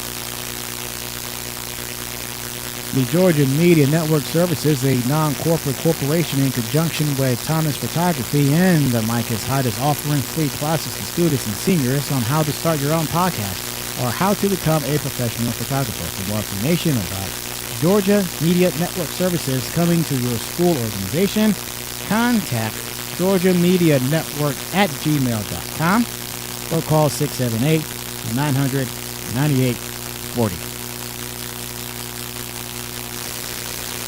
And don't forget to check out the Mike is Hot podcast on all kinds of platforms: Facebook, iHeart, Twitter, YouTube, Spreaker, and on TuneIn. The thing about all that, I have all those websites and apps bookmarked and downloaded on my phone.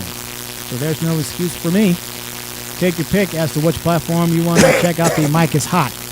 That's last time the mic was hot. Talked about the departure of GM Thomas Dimitrov and head coach Dan Quinn as the linebacker gets to his feet on his own power, limping his way towards the far side of the field as the Tigers, they are moving from left to right on your radio dial. First and 10 from the 30-yard line with 10 minutes to play in the third quarter. And like I said, the Tigers, they have picked up momentum to close out the first half, and that momentum seems to be carrying into the second half. So it's going to be first down and 10. Springer out of the shotgun, 4 wide receiver set. Halfback is on the near side. There's the snap. Springer drops back. Wines looks. No, he'll take it to the 30.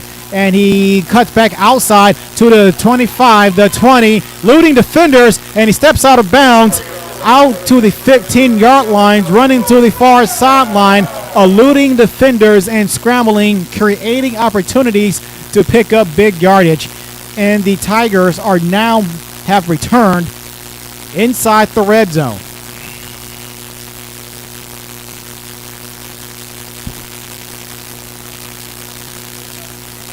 Now it's going to be first down and 10 from the 16-yard line. Wide receiver, 4 wide set, out of the shotgun. Halfback is to the near side. The ball is on the far hash mark. There's the clap.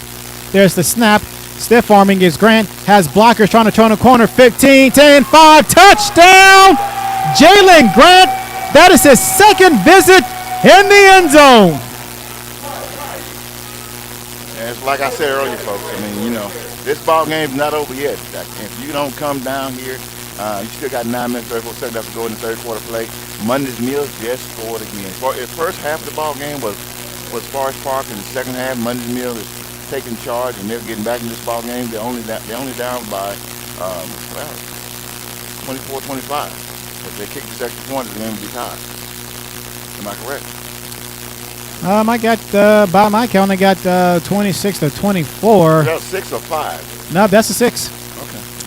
And the Tigers, they are going to go for it. They're going to go for the tie here, boys and girls. Springer will be under center. Lone halfback behind. There's snap. He's going to hand off. And the runner looked like Grant. He was met immediately by the line of scrimmage, so it holds as a 2-point game.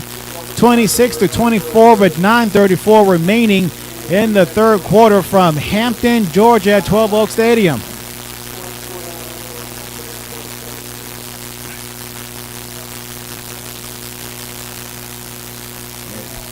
Getting sniffling, get cold.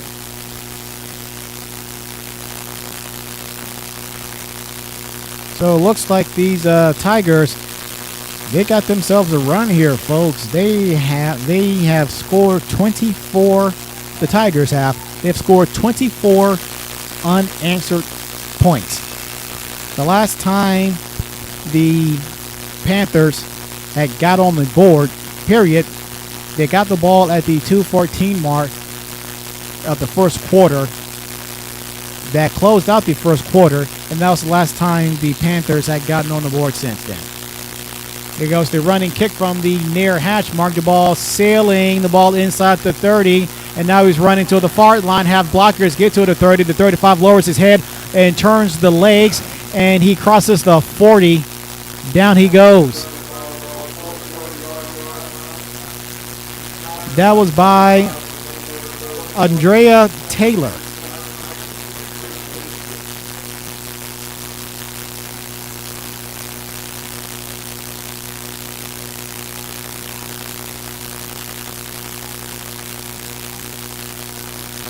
So with 9:24 in the third quarter, the Tigers, or Panthers rather, they will get the ball for the first time in this half from their own 41-yard line. And we have a flag on the field as Forest Park looked like they were confused.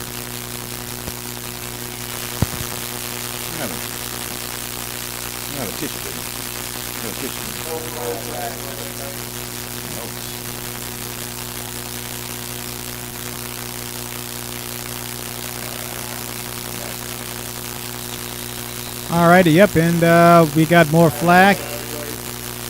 Delay of game against Forest Park, or excuse me, illegal substitution on Forest Park.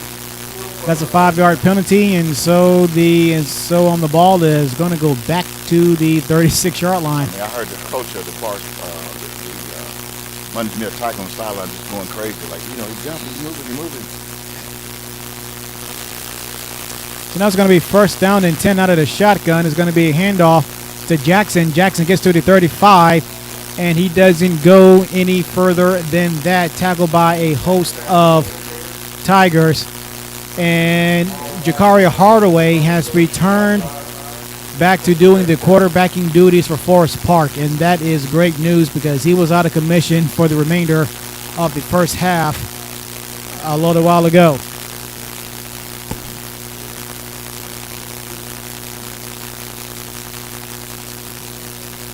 So it's going to be second down. Ball is at the 36-yard line for no gain. Out of the shotgun, 2 halfbacks between the quarterback. There's the snap. Hardaway dancing in the pocket, scrambling, running near side, and he throws the ball out of bounds to the Monday's Mill Tigers sideline. And there's a flag on the field, likely for intentional grounding. That was on second down and 15. Yep, intentional grounding. Forest Park.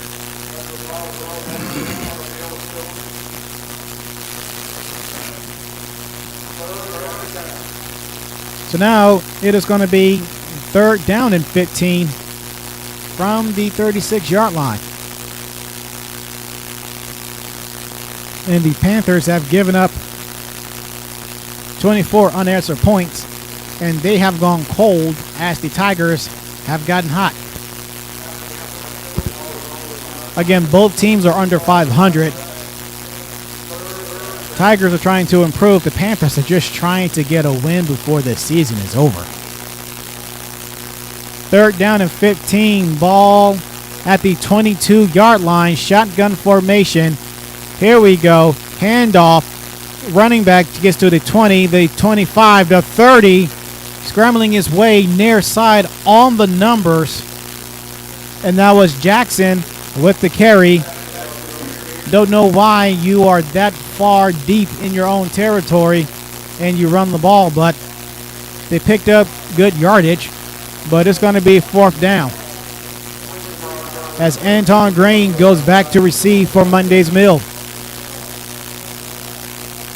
And the Forest Park Panthers will punt.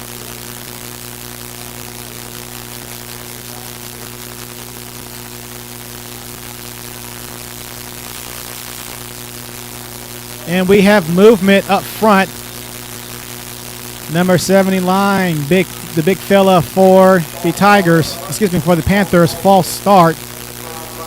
That is the third penalty for Forest Park on this drive.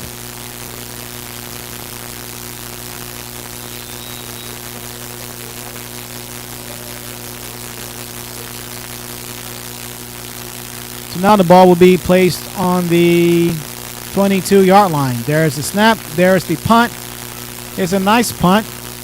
Ball will take a bounce at the 37-yard line, and it will take a Forest Park bounce to the 31-yard line.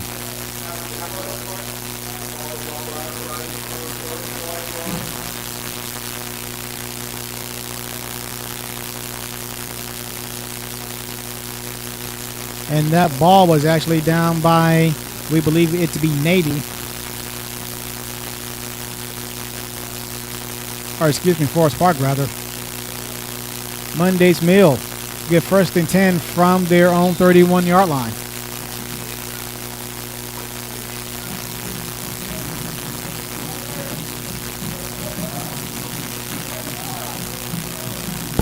Out of the shotgun.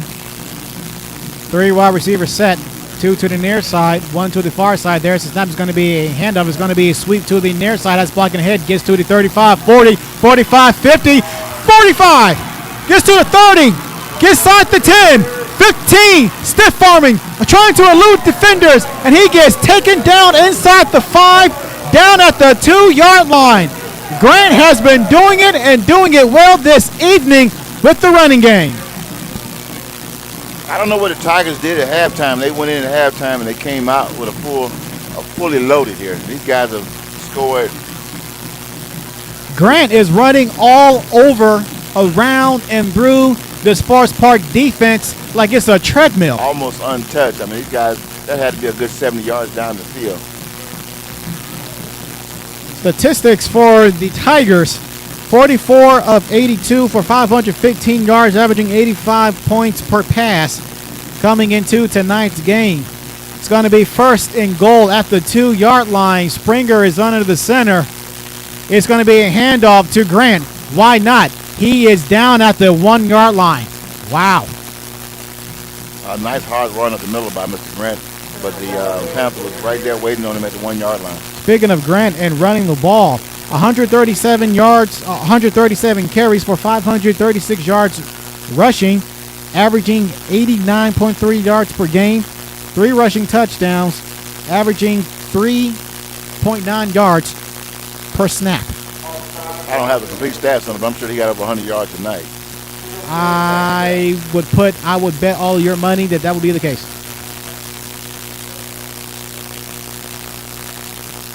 Had another penalty offsides on Forest Park. On second down and goal, the quarterback keeper, yes sir, touchdown, Monday's Mill Tigers, and they take the lead with that quarterback keeper. As they walk into the end zone on the quarterback sneak, the Tigers will take the lead.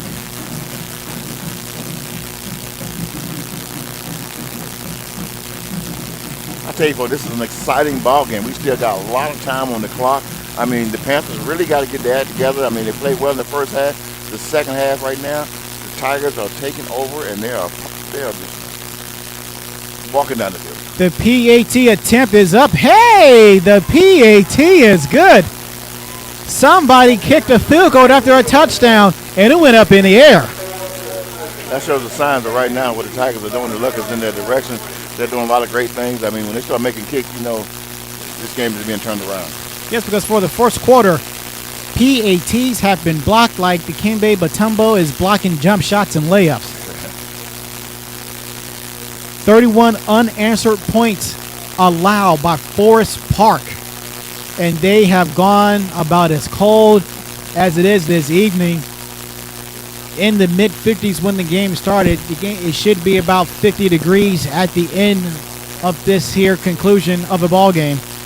But nonetheless, this has been a very dismal season for the Forest Park Panthers.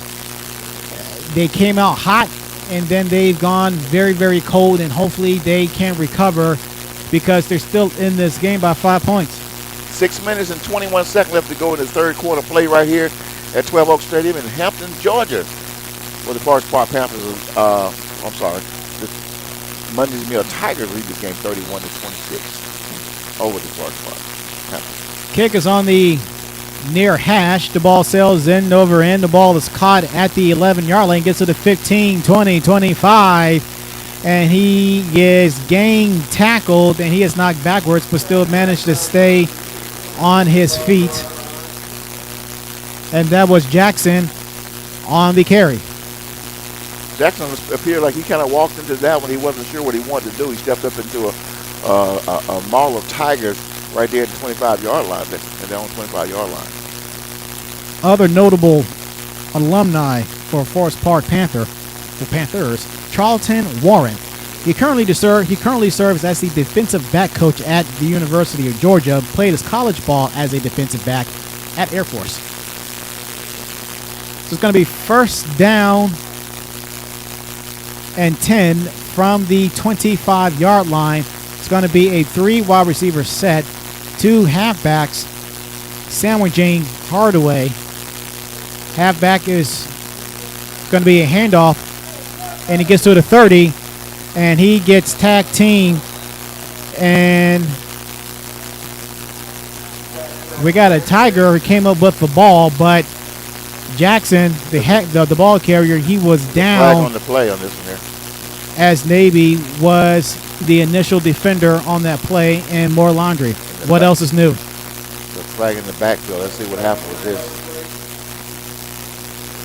Illegal motion on the offense. Illegal shift against the Forest Park Panthers.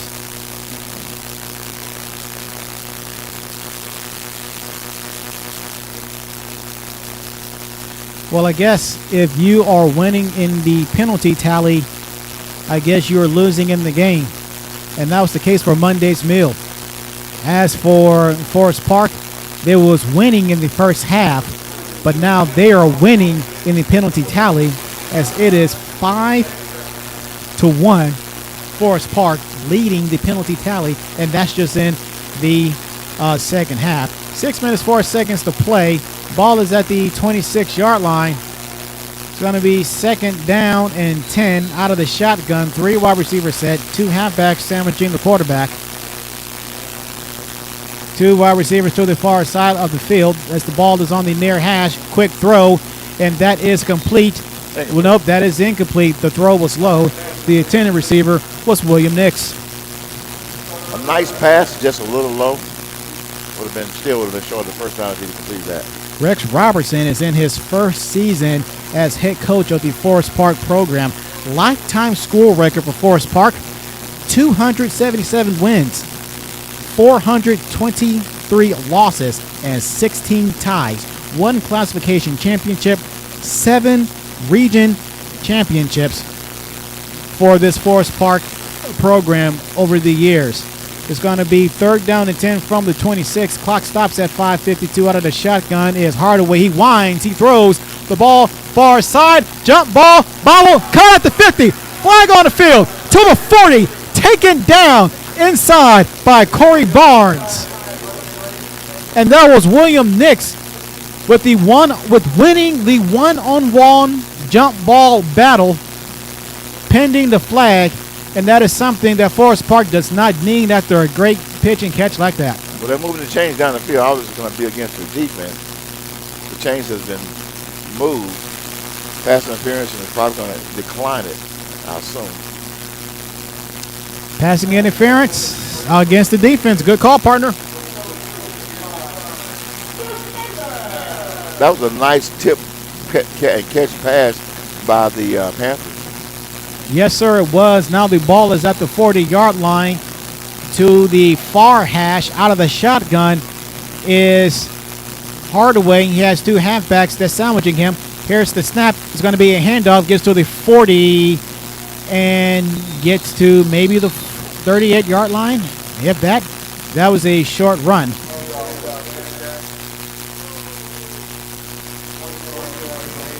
Last head coach for Forest Park was Jaron Griffin, who had a one-and-done last season with a 2-8 record.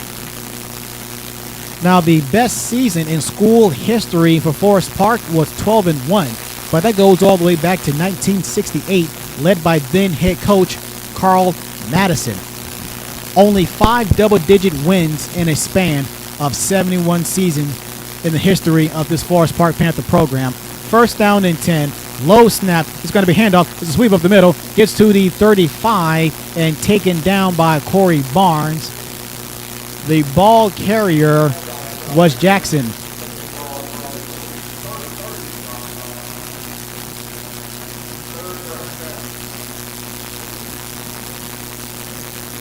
That was going to be third down and 6. Ball at the 36-yard line. Clock is at 4:15 and running. Panthers, they need this first down right here. Out of the shotgun. 2 halfbacks between the quarterback, or sandwiching the quarterback. 3 wide receivers set, 2 to the far side, 1 to the near side. And we getting instructions from the Forest Park Panther sideline. And we have whistles Tigers are clapping, which means the penalty would be on Forest Park. That is a delay of game. 3 minutes, 48 seconds left. And just in the second half alone, Forest Park has 6 penalties.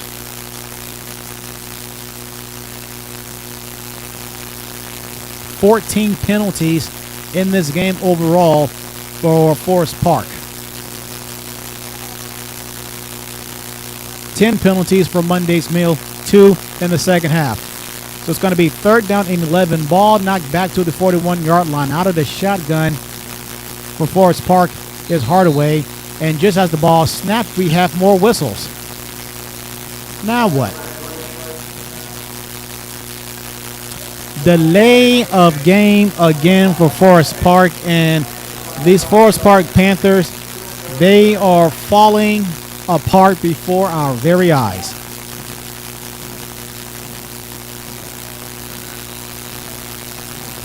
All sorts of confusion, chaos, and mayhem for the Panthers on the field as well as on the sidelines. Now the ball is back at the 46-yard line. Out of the shotgun, 3rd and 6, low snap on 3rd and 16. Wines throws the ball down the field. That is incomplete. Corey Barnes was the intended receiver. Jackson was the intended receiver. Barnes was on the coverage. And so now it's going to be 4th down and 16. Punting situation back at midfield on the Clayton County Schools logo.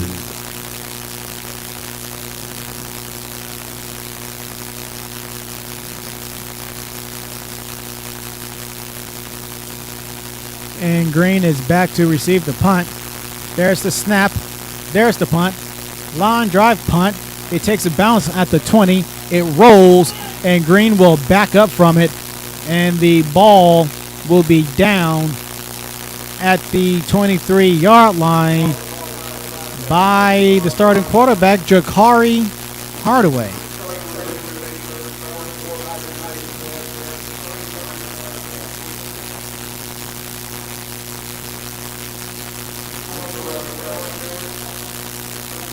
So with 3:30 remaining in the third quarter, it's a 5-point game, 31-26 in favor of the Monday's Mill Tigers.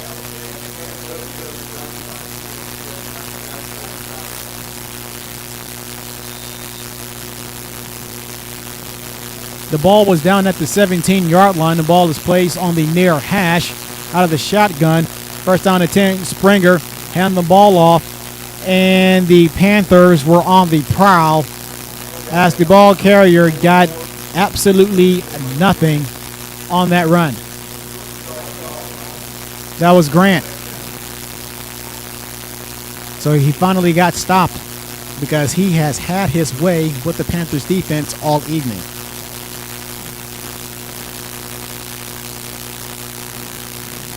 So it's going to be 2nd down and 13. That was a loss of 3. Ball's back at the 14-yard line. We have a man in motion. That is Griffin running to the far side of the field out of the shotgun. 3 wide receiver set. The halfback is to the near side of Springer. It's going to be a handoff play. Nope. Grant has the ball, crossing the 15, and does not pick up a whole lot of yardage there. Coming into tonight's game, 50 receptions for the Monday's Mill Tigers for 567 yards, averaging a little over 11 yards per catch, averaging 94 yards per game with 5 touchdowns. It's going to be 3rd down and 10. Ball is at the 17. Drop back to pass. Rolling far side. Throws on the run. That will be caught by Griffin. He's at the 40, the 50. Trying to delude the Panthers, but could not do so. Had one man to beat. Could not get it done. But nonetheless, the ball will be down inside Panthers territory at the 41-yard line, and on the Panthers sideline is a Panther that is down yet again.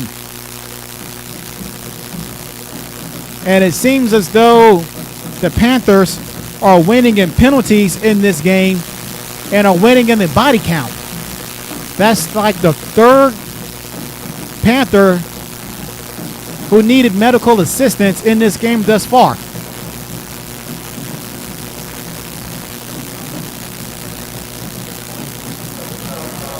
And the clock will stop with 1 minute, 58 seconds. If there's any good news out of all of that, it was a great pitch and catch from Springer to Griffin on the play for Monday's Mill Tigers.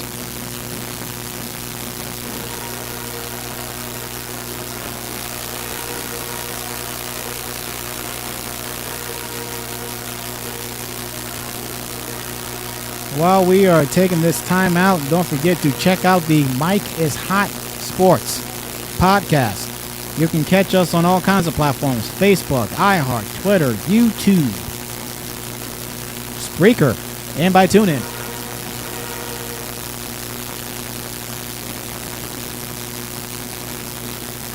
And that player is to his feet and did not have to travel far because he got injured on the sideline. We believe that is to be Janaris Jackson. But nonetheless, first down and 10 inside Panthers territory at the 41-yard line. Springer out of the shotgun. There's the clap. There's the snap. There goes Grant. Grant will not even get to the 40-yard line. He got met right at the line of scrimmage. So it is going to be a second down, and averaging 175 yards per game for Monday's Mill Tigers, all-purpose yards averaging 282 yards per game. 4 interceptions for 75 yards defensively for Monday's Mill, averaging 18.8 yards for those INTs. Second down and 10 from the 41-yard line. Springer out of the shotgun, 4 wide receivers set. Halfback is to the near side of him. There's the snap. Looks far side. Throws complete to Barnes. Have flag on the field. And that is close to the first down. Ball is down at the 32-yard line. Let's see what this flag is all about.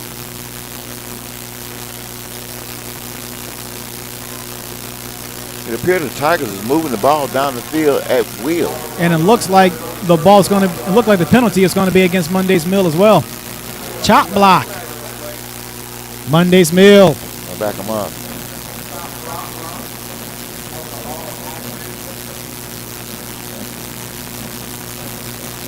Under a minute to play. 40 seconds on the ticker. It's a different Monday Mill team on the field this quarter.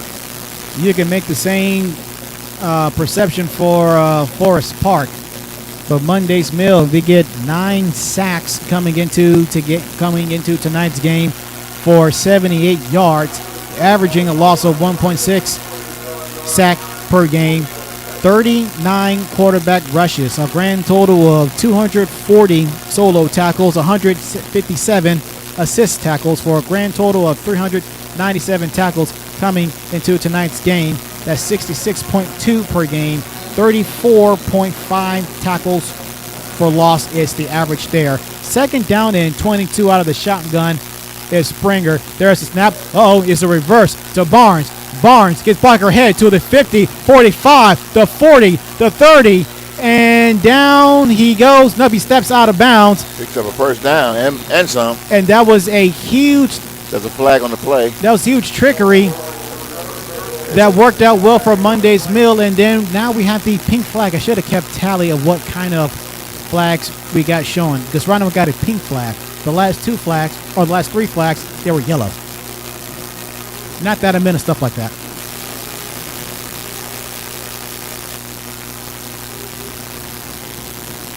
That was a nice run down the field. A quick reverse. Picks up the first down and some, over 25 yards. Holding against Monday's Mill.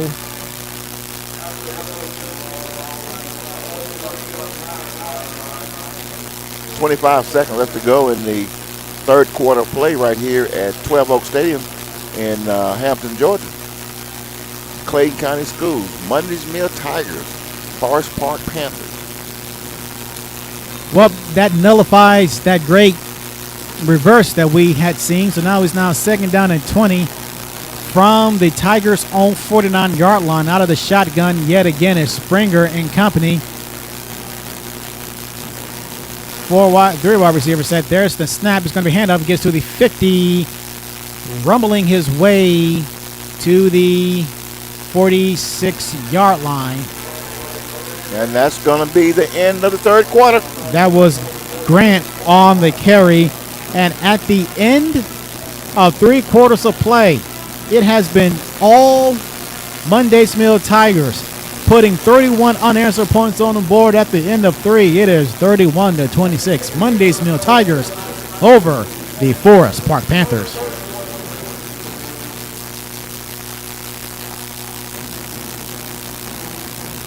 That's only 5 points. That means the team, if Forest Park can come back and put points on the board, they can still win this ball game. They have to stop the Mundy's Mill Tigers from driving down the field at will. Like I said, the third quarter was all Mundy's Mill Tigers. But I do believe Forest Park, the way they play, if they can play in the fourth quarter like they did in the first quarter, we're going to see a ball game here before it's all over and done.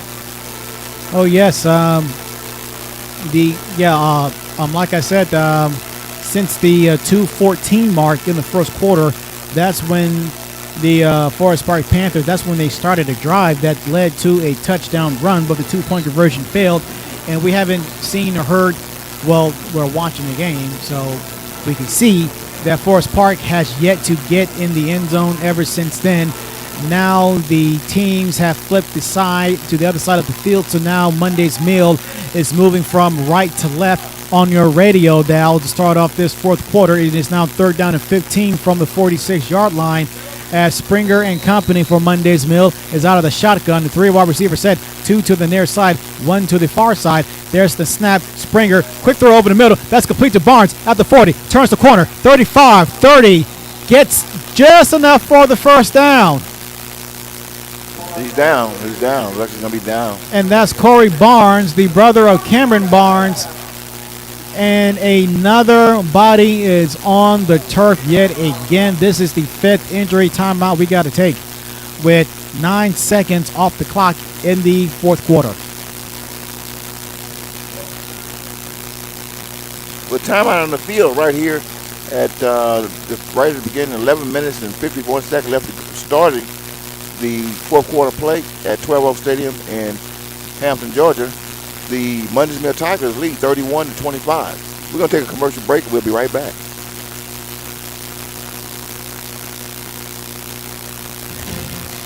Good job, man. Would you like to start your own podcast or become a professional photographer? Just have your school or organization contact Georgia Media Network Services, a non-profit corporation, to get started. For more information, contact us at georgiamedianetwork@gmail.com or call 678-900-9840. Call and get your career started today.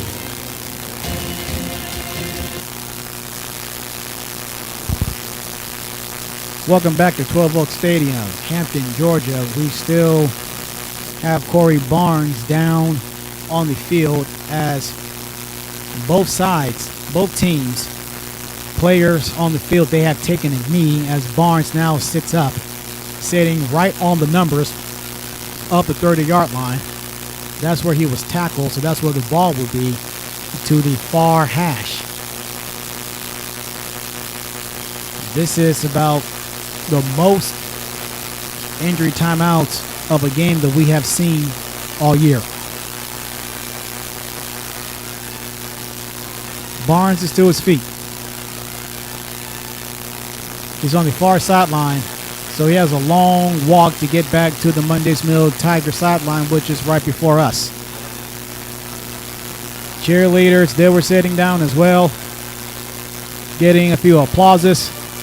And Corey Barnes, the wide receiver / defensive back, is making his way to the Mundy's Mill Tigers under his own power. So that's always good news. 11:51 to play. First down and 10 from the 30-yard line. The Tigers, they are on the move.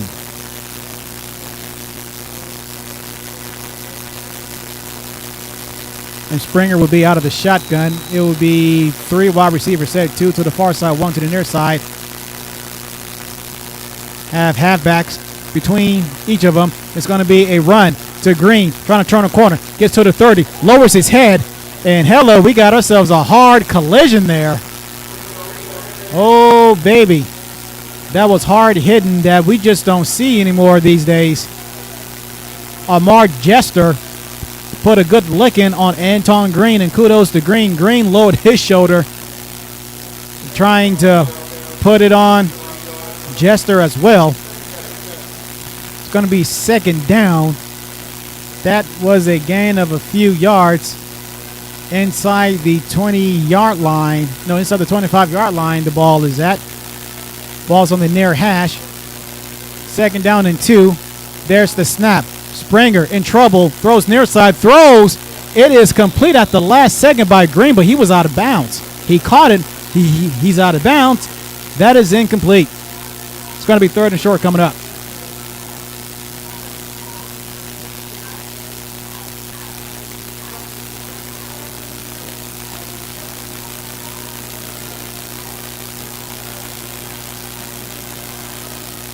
The clock stops at 10 minutes, 54 seconds. Coming up on third and 4. Ball's at the 25-yard line. Out of the shotgun, Springer. Both quarterbacks have been out of the shotgun most of this game. There's the snap. Quick over the middle. Complete to Green. Cuts back outside at the 15, 10, 5. Touchdown, Monday's Mill Tigers. The Tigers have done just about whatever it is that they wanted to do. Most of this game from the late first half up until now. Well, I'll tell you, Ann, this ball game it's been a game to watch. I mean, we knew at the beginning of the ball game the Tigers was not going to stay down, even though they went down by 3 touchdowns at the beginning of the ball game, and we knew what we've seen from the Tigers this year. They were down, but they weren't going to stay down, and they have definitely proven it tonight.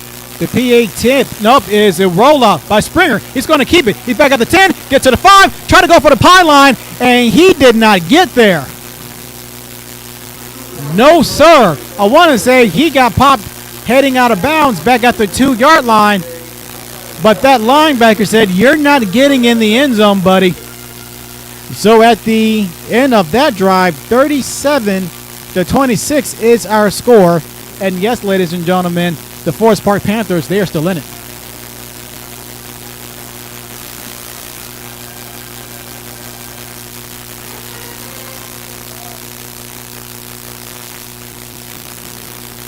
And perhaps the Forest Park Panther band can play a note or two pumping up their football team. They have a light crowd on the far side of the field in the bleachers, and it's not really popping necessarily on Monday's Mill side as well. I think the temperatures have definitely dropped tonight, man. And we started out, it was nice and cool, but the last 2 days it was about 70 degrees, but Zeta has showed up and showed out, so now we got ourselves a cold front coming in.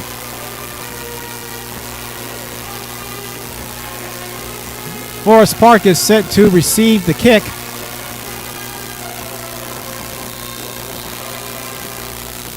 And here we go.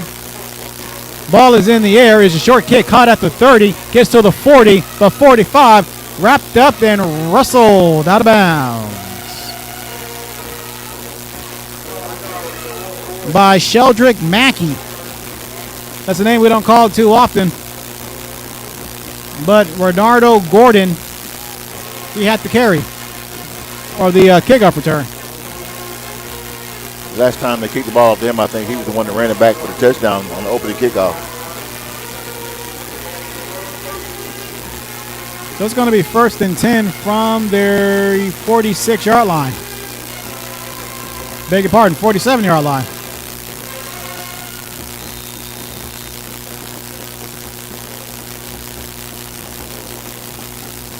First down and 10 out of the shotgun, and ball is on the near hash. Hardaway, low snap, hand off to Jackson. Fine blockers, cuts back up the field. He's at the 50, the 45. and tripped up, tumbling his way down to the 40-yard line. Looking like the Forest Park Panthers of the first quarter. This guy's really cranking it up, and they're moving the ball down the field, picking up first down. Like I said, they're still in it. This is what they need to do to get back in this ball game.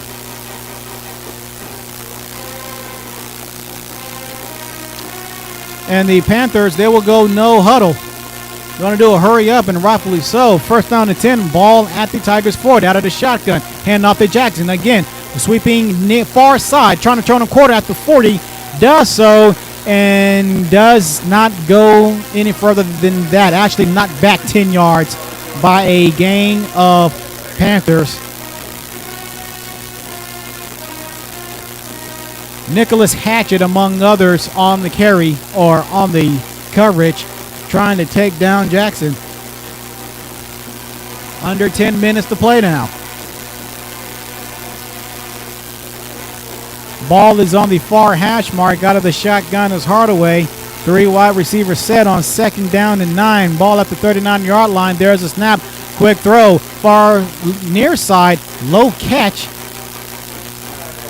And we got another flag on the play. Jamal Jackson, he caught the ball, but the question is, was it a catch or not? Or was it a completion? Well, maybe it wouldn't even matter, as we have pink laundry on the field. Ball start against Forest Park.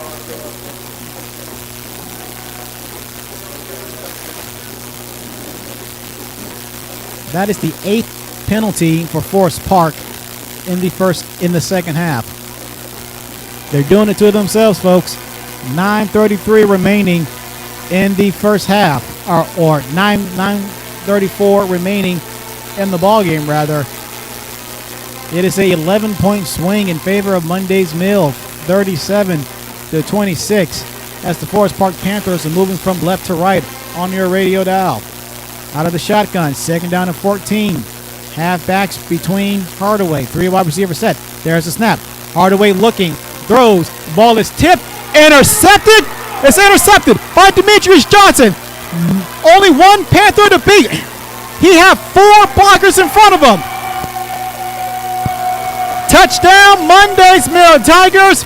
And that might have been the final dagger of hope for Forest Park to get him their first win of the season. A pick 6 thrown by Hardaway. He threw it in coverage. The ball got tipped by somebody, by a defensive lineman. And yeah, that's how the cookie crumbles with that. I mean, that was a dagger for the Panthers. I mean, the ball was tipped. And, of course, the Monday's Mill defender just happened to be in the right area at the right time, picked it off, ran it back over 50 yards for the touchdown for the Tigers. And the Tigers continue to score in the second half. Demetrius Johnson. And we got a flag on the play. The PAT was no good. Hit the right side of the goalpost.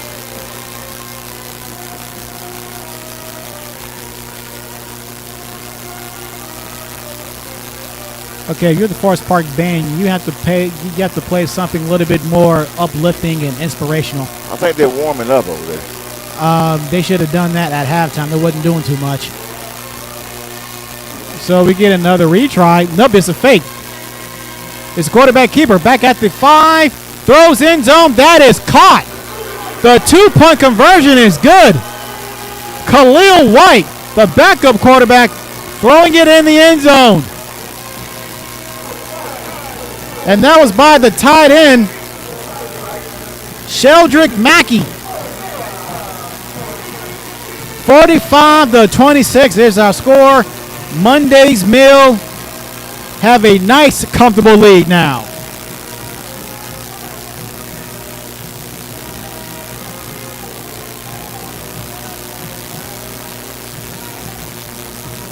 There's the band you were speaking of. After warming up, they're starting to warm up and play a little over there on the sideline. What took them so long? That's what I want to know. Well, they had a nice third quarter, like most bands do in high school. They take off for the third quarter, and but this weather is cooling down here. I think the instruments had to warm up a little bit. But it's good to have a band on the sideline. Like I said, we haven't had a band on the sideline in high school game here in Clayton County, and I think since the season has started due to this pandemic. Well, good news for the Panthers to get the ball back. Bad news, they're down double points now. As a short punt inside the 30. Muffed it! He muffed this a live ball. The ball is out of bounds. I think that went out of bounds. I think Sparks Park going to retain that one. It was close. He muffed it, went down. Two Tiger defenders almost had it, but it went out of bounds on the home sideline. That was Aaron Armstrong, the fullback / linebacker. He had it, but he could not grip it as he was right in front of his own Monday's Mill Tigers. And ooh-wee. What a ball game, folks. A lot of excitement going on here tonight. The Monday's Mill Tigers have definitely turned this thing around and just turned the volume up on this ball game. 9:18 to play in the fourth quarter. First down and 10 from the 44-yard line. No, what is that? The 32-yard line. Looks like the Panthers set up for a passing set. I think we're going to see some passes here. Out of the shotgun, 3 wide receivers set. We got a man in motion, moving far side, and Hardaway rolls out, throws down the field. That is a one-hopper that hits the turf. Jamal Jackson was the intended receiver as the ball was down on the near hash mark. Forest Park is moving from left to right on your radio dial.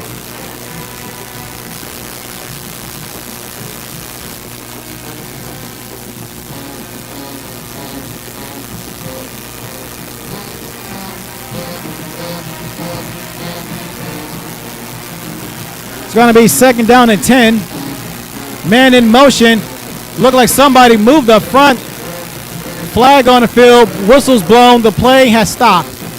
I'll tell you, I'm watching the coach from the Forest Park Panthers on the sideline. He did not like that at all. The flag went out and he came out on the field. These guys, the Panthers really got to stop making mistakes and shooting themselves in the foot if they plan on getting back in this ballgame. It's going to be tough, but you got to capitalize on this possession and not wait around, because I got a feeling when the Tigers get the ball back, they're going to run the clock.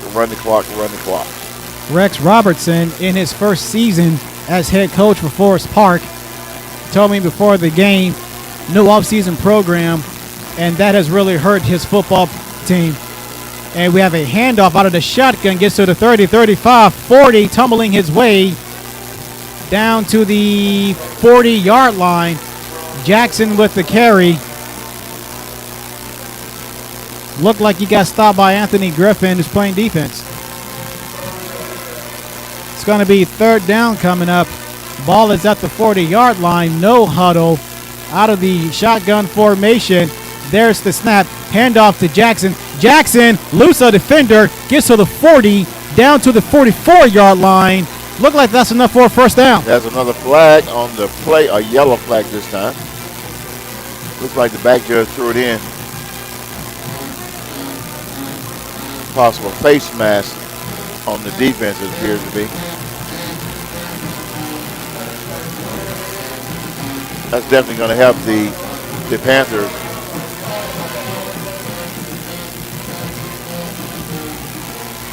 Knock him out 15 yards.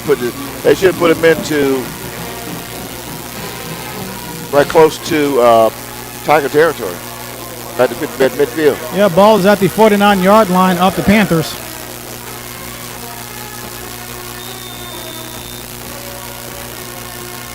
Out of the shotgun, first down and 10. Quick throw, far side. That is complete. The catch is made, but the receiver caught the ball and slipped down at the same time, so couldn't get any yak for that one. He had to come back to catch that ball. Yes, he did. He was open downfield. The quarterback got to get those out there so that he can actually get some yak on that. That was Jamal Jackson, the receiver who caught the ball and slipped down at the same time. But hey, at least he caught the ball. Caught the ball. It's going to be second down. Ball is in the Tigers' territory, out the 49-yard line, out of the shotgun formation. 3 wide set, halfbacks on each side. There's the snap. Throws over the middle. That will be tipped and incomplete. I think if he'd have went outside to the receiver outside, he'd have a much better chance of catching that ball. You went inside with 2 defenders in the middle, and the safety went inside. But the receiver on the outside, if he'd have went to him down, I think they would have a touchdown on that play. William Nix, the intended receiver. Seth Gamble was the man on the coverage. The ball was tipped, and it was in the air. Now it's third down and 9. Out of the shotgun, 3 wide receivers set, 2 to the near side, 1 to the far side. Halfbacks on both sides of Hardaway. There's a snap handoff to Jackson. Jackson gets to the 50, eluding defenders, and eventually goes down, does not get much. And Hardaway takes a knee at the 46-yard line, and he is down yet again. This is the second time he had the Forest Park training staff to come and attend to their starting quarterback, Hardaway. With 7 minutes and 28 seconds left to go in the ballgame, I don't understand why the Panthers will continue to run the ball. I mean, if you're going to plan on getting back in this ballgame or getting up on the board, you definitely got to throw the ball. You got to throw it down the field for first downs and not a touchdown. They ran the ball, and now they're going to have the ball 4th down and 4th and 6 right across midfield. By the way, the Mundy Mill Tigers still lead this ball game 45 to 26 over the Forest Park Panthers. It's been a great ball game tonight. First half was very excited for the Panthers as they scored 3 touchdowns and unanswered touchdowns in the first quarter play, and in the second half play, the Mundy Mill Tigers came out in command and just commanded the ball game. Unanswered 45 points on the board. Yes, Jakari Hardaway, once he handed the ball off to Jackson, he immediately took a knee. Then as the play ended, he went down to his keister. Still sitting. He's sitting up, communicating with the staff. Well, I just want to remind everybody that our next broadcast is going to be on Monday night at Tucker High School with the Lovejoy Wildcats here. One of Clayton County schools will be playing Tucker in Tucker, Georgia. That school. It's in DeKalb County. It's DeKalb County School. Tucker and Lovejoy. Tucker and Lovejoy. Right here. We'll be right here with Bo at Score 58 Network, and you can check us out. Tell a friend if you want to see that ball game. Right now, Lovejoy's undefeated, and I think Tucker only lost 1 game this season. They lost to Parkview, so that should be a bang-up, good ball game. One of these teams, or not both these teams, should be in the playoffs this year.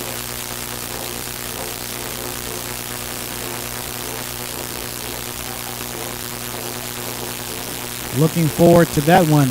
Going into new territory.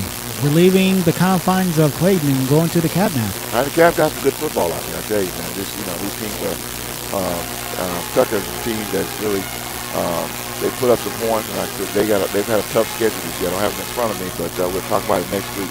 Their schedule, they put some points up against some teams out there, but Parkview is the team. I think Parkview is playing a team. Matter of fact, Parkview is the game of the week in North Georgia tonight. They're playing someone. Yes, in preparation for this game, as Hardaway makes his way limping on his own power to the far side of the field for the sideline for Forest Park Panthers. Yes, Parkview and Grayson. That was actually tonight a nationally ranked game in the nation. Matter of fact, I think they said it's going to be on ESPN tonight. I want to say kickoff was supposed to be like at 6 o'clock. But it's going to be third down and 7. Ball up the 46-yard line. Got a new quarterback in. And he's going to roll out to the near side. And he gets pushed. He's still to his feet. He throws off his back foot. Jump ball caught at the 30-yard line. Nice catch. Nice catch it was. Number 14. That was Jamal Jackson. Who threw the ball was Janarius Jackson. So we got Jackson to Jackson action. That was a much-needed play and much-needed first down for Parkview as that moves the sticks as we approach the 7-minute mark in the fourth quarter.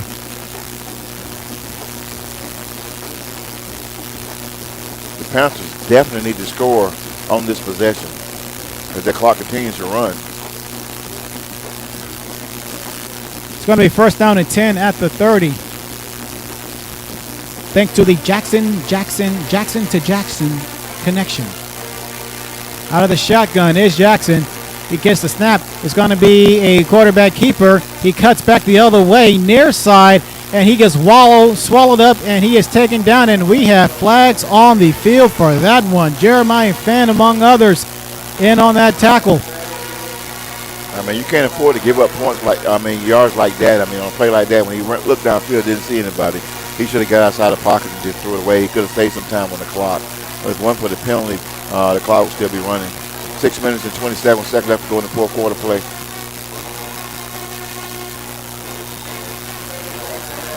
Face mask against Monday's Mill. Big hit on Monday's Mill with that face mask penalty. It's going to actually give these guys it's going to be automatic first down, moving downfield. They're going to be within the close to the Tigers 30-yard line. And we got a timeout on the field. And that will be against Monday's Mill. That is the first timeout taken by either teams in the second half.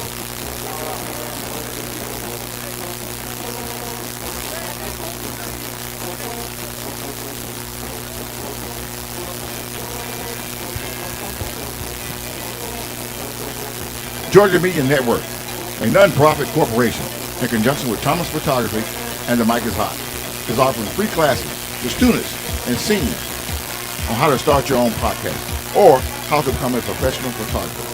For more information on Georgia Media Network services coming to your school or organization, please contact Georgia Media Network at gmail.com or call 678-900-9840. Get your future started today.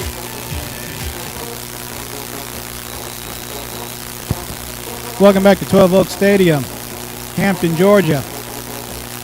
6:27 to play. It has been Monday's Mill all second half over Forest Park. 45-26 is the score. However, Forest Park, they are on the prowl, moving from left to right on your radio dial. Jackson will act as the acting quarterback, at least for the rest of this drive. He's out of the shotgun. 4 wide receivers set to each side. 1 halfback near side of the quarterback. Waiting for the official word to start the clock and can resume the play as head coach for Monday's Mill, Dwayne Davis, is speaking with the head official about something. Who knows? At this point, I don't know why he's doing a whole bunch of complaining. Not that his team is winning and losing in the penalty tally. Waiting for it to start. There's the whistle. And here we go. And we have another whistle. Hey, we got a flag. The flag came from the far sideline. False start against Forest Park. Going to back him up 5 yards. Try it again. Still going to be first down. 6 minutes and 27 seconds left to go in the ball game here at 12 Oak Stadium in Hampton, Georgia. Oh, and speaking of Forest Parkview and Grayson, it is over. Grayson 47, Parkview 7. First down and 13. Out of the shotgun, it's going to be a quarterback keeper. Turning the corner near side. It gets to the 30, gets to the 25, steps out of bounds. Get a bunch of those yards back on that play. Yes, Cameron Barnes, among others, on the quarterback scamper.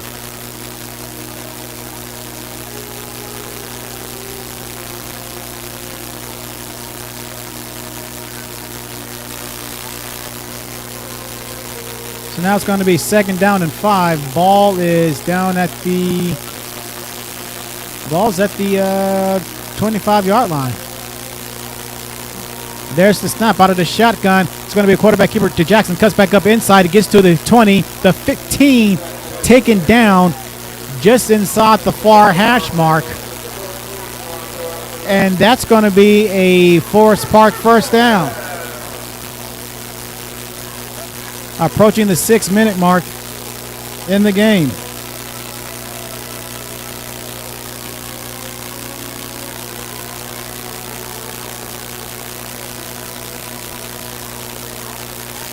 No huddle. Ball at the 14-yard line. First down. Onto the shotgun. 4 wide receiver set. 1 halfback in the backfield. There's the snap. Another quarterback keeper. Jackson goes down. Down goes Jackson. He gets sacked. He wasn't even touched. He came through the middle of the line of scrimmage and got sacked in the backfield. Cameron Barnes with the sack. Got scores around in the area. McKeechin, 21. Noonan, 39. Tifton County, 13. Lowndes County in the third quarter, 10. Camden County, 6. Colquitt County, 34. It's going to be in the fourth quarter. Second down to 16 out of the shotgun. Drops back, scrambling. Gets to the 25. Leans forward. Doesn't gain that many yards there. Villarica's leading Lithia Springs 16-7 there.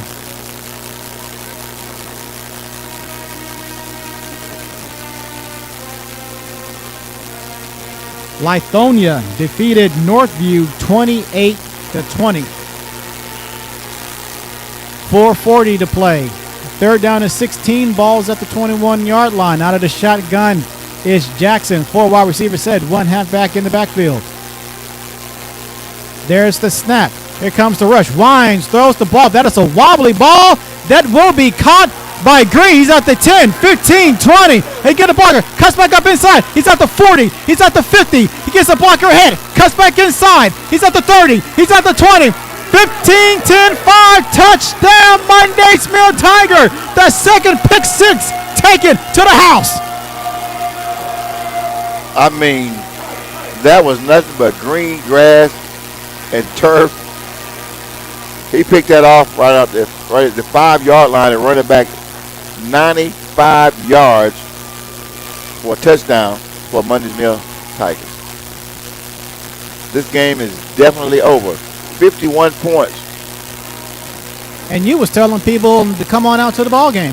I mean, the game was an exciting ball game in the first half. It was an exciting ball game, and it is a great ball game for the fans of Mundy's Mill, because when it started off, the fans of Mundy's Mill was kind of wondering if this was their night or not. And now they've answered that question here in the second half. Nope. The PAT is coming up. The snap, the hold, nope, is Khalil White rolling out far side. He's at the 5, hits the pylon. No, says the umpire on the far side of the field. Khalil White can't believe it, but nonetheless it is 51-26, 4 minutes, 8 seconds to play in this ball game. It has been all Tigers, and it shows on the scoreboard. Wow. Scores around the area. There's a final tonight. Stars Mill 21, Griffin 0. A final, Northside Columbus 17, Northgate 45. Harris County beat McIntosh 41-14.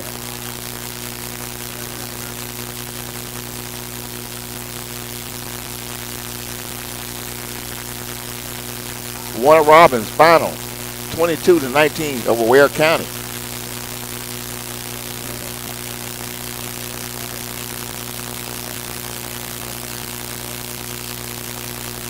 In Clayton County, Riverdale over Fayette County 26-0. That's in the fourth quarter. Monday's Mill is set to kick it off as the Tigers will begin to move down the field from left to right on your radio dial. That is a short line drive kick. The ball is way out of bounds. It sailed over the coach over to the far sideline. There goes the pink flag flying in. There he goes again. 51-26 there. 4 minutes, 8 seconds to go. This shows in the third quarter, Luella 16, North Clayton 12. North Clayton hadn't won a game this year. Hiram over Cass 38-14 there. Archer all over Barkmar, 69-7. So third quarter, Stevenson 15, Mays 0. Harris County over McIntosh, 41-14. Hampton, I know this couldn't be right in the first quarter. 22 to nothing on McDonough. Back by my neck of the woods, Hillgrove is leading Marietta 20-14. They're in the fourth quarter there.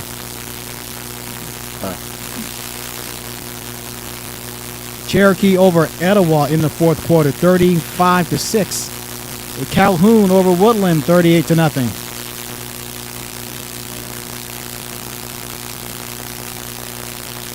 And we got a timeout on the field. Not sure if anybody called it or not. As the head coach for Forest Park, Rex Robertson, is now speaking with the head official of this evening's game.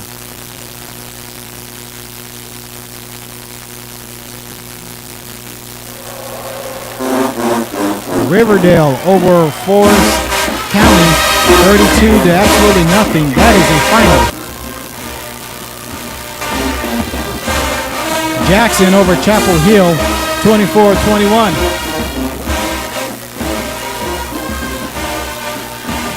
Levitt over Towers, 51-6.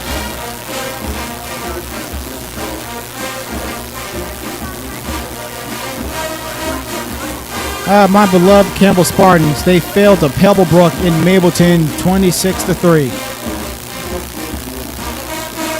So here we go. At the 42-yard line, first down and 10 out of the shotgun is going to be a handoff to the fullback. He gets to the 30.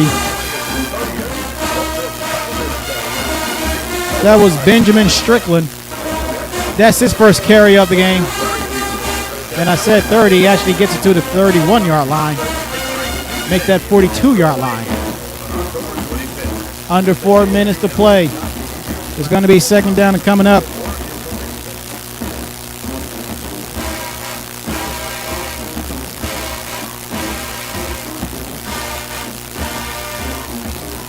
Second down. Out of the shotgun, 4 wide receivers set, 1 halfback in the backfield. There's the snap. It's going to be a slip and fall and an easy sack. I think he just dropped the ball and decided to fall on it so he wouldn't lose it. Jamani Wellmaker played two-hand touch for the official sack. And it's going to be third down and long. I don't know if that was intentional or the guys trying to run the clock out. Well, it was a play fake because Strickland pretended that he had the ball and the quarterback slipped. Under 3 minutes to play now. I think the Panthers are trying to let the clock run out. The clock is continuing to run 2 minutes and counting. And they don't have their quarterback, and I don't see why the quarterback will even bother coming into this game at this point.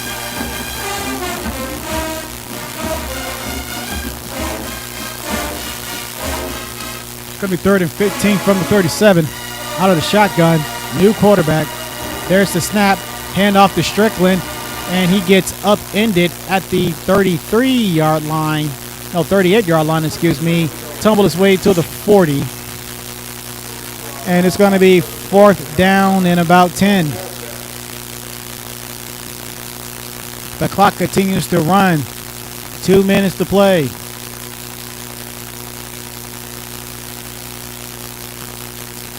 And Forest Park will go for it. No guts, no glory, as they say. 28-7. Woodland over Locust Grove. That's the final. Out of the shotgun, 4 wide receivers set. 1 halfback in the backfield. There's the snap. It's going to be a handoff to Strickland. Lowers his shoulder, and he won't even get back to the 40-yard line. They needed to get to the other side of the field at the 48. I don't think I would have ran that ball. I think I would have punted it away. I mean, good chance. I don't think the Mundy Tigers is going to try to run the ball. I mean, at this point in the game, you lead 51-26. Safe to say they probably just down it, victory formation for them. But even Forest Park I would have kicked away just in case. But we're yet to see. Clock is 1 minute and 29 seconds left to go in this contest. Right here at 12 Oak Stadium in Hampton, Georgia. Clayton County Schools clash. The Mundy's Mill Tigers taking on the Forest Park Panthers right here at 12 Oak. Coming into this game, 7 of 10 in PATs, 1 of 2 for field goals. All kicking has been done by Raymond Ramirez, who's a senior. As the Tigers will take over from the 39-yard line out of the shotgun, pitch to Springer. Pitch from Springer gets to the to the 40, tumbling his way to at least the 36-yard line. And we have a flag on the field. Carrying the ball was Curtis McGee. That's his first carry of the evening.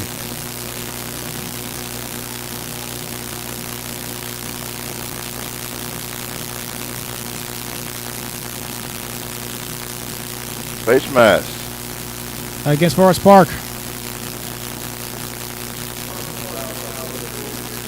Running out of room for the penalty tallies for Forest Park. Kickoff returns a total of 277 for Monday's Mill, averaging 27 yards per kick. 118 is going to be a run up the middle, or will they? Nope, won't. As we got a new quarterback into the game, Khalil White, who has made the PAT attempts turn 2-point conversions very interesting. He's 1 for 2 on that in that department.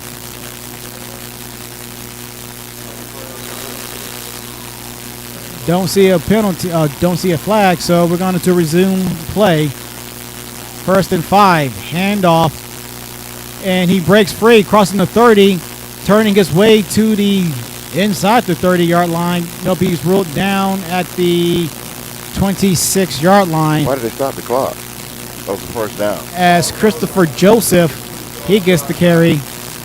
Punt returns, 136 on the season, 45 per carry per game for Monday's Mill. The first down and 10 should be a victory formation right here. Under 1 minute to go. Tigers in the shotgun. 36 seconds left to go in the clock. There's the snap. White with the handoff, turning the corner to 30, 25, 20, 15, 10, running down the near sideline. Touchdown, Monday's Mill Tigers. There's a flag. Christian Holloway There's a flag. with it. There's a flag on the play. I mean, come on, Coach. I mean, you already up 51 points. What you trying to say? I would say it was time for victory formation. I mean, well, let's see what this flag is. It's holding Monday's Mill. So there you go, no touchdown. But I like how the Monday's Mill Tigers rejoiced. replay first down. We're going to replay that first down for you. Back them up 15 yards. Let's do it again. 25 seconds to play. Deshaun Springer coming into tonight's game. He went 38 of 66 for 488 yards, three picks thrown, but he do have 2 rushing touchdowns coming into tonight's game. It's going to be 1st down and 10, back at the 36, out of the shotgun. 2 halfbacks in the back. He's not going to run a play. Three, two, 1, and they're going to run it off to Christian Holloway, cuts upfield, and he's still on his feet to the 30, down to the 25-yard line, and that is how the cookie crumbles, as you have some Forest Park members have proceeded to make their way towards the buses. And that is how the game will end from Hampton, Georgia, 12 Oak Stadium. Monday's Mill 51, Forest Park Panthers 26. As for Forest Park, their next game will be at Woodward Academy and College Park. Woodward coming into this week at 2-3. Next game for Monday's Mill at Creekside and Fairburn. Creekside rather. They're coming into this week's game at 2-2. Dennis Thomas, your final thoughts?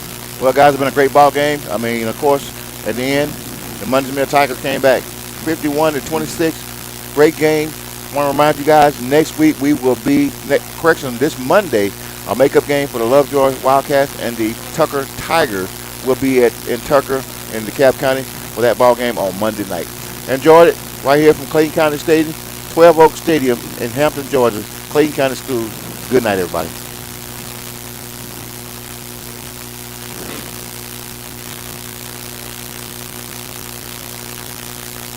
You know what? That broadcast, I was down to the penny. That was 3 hours of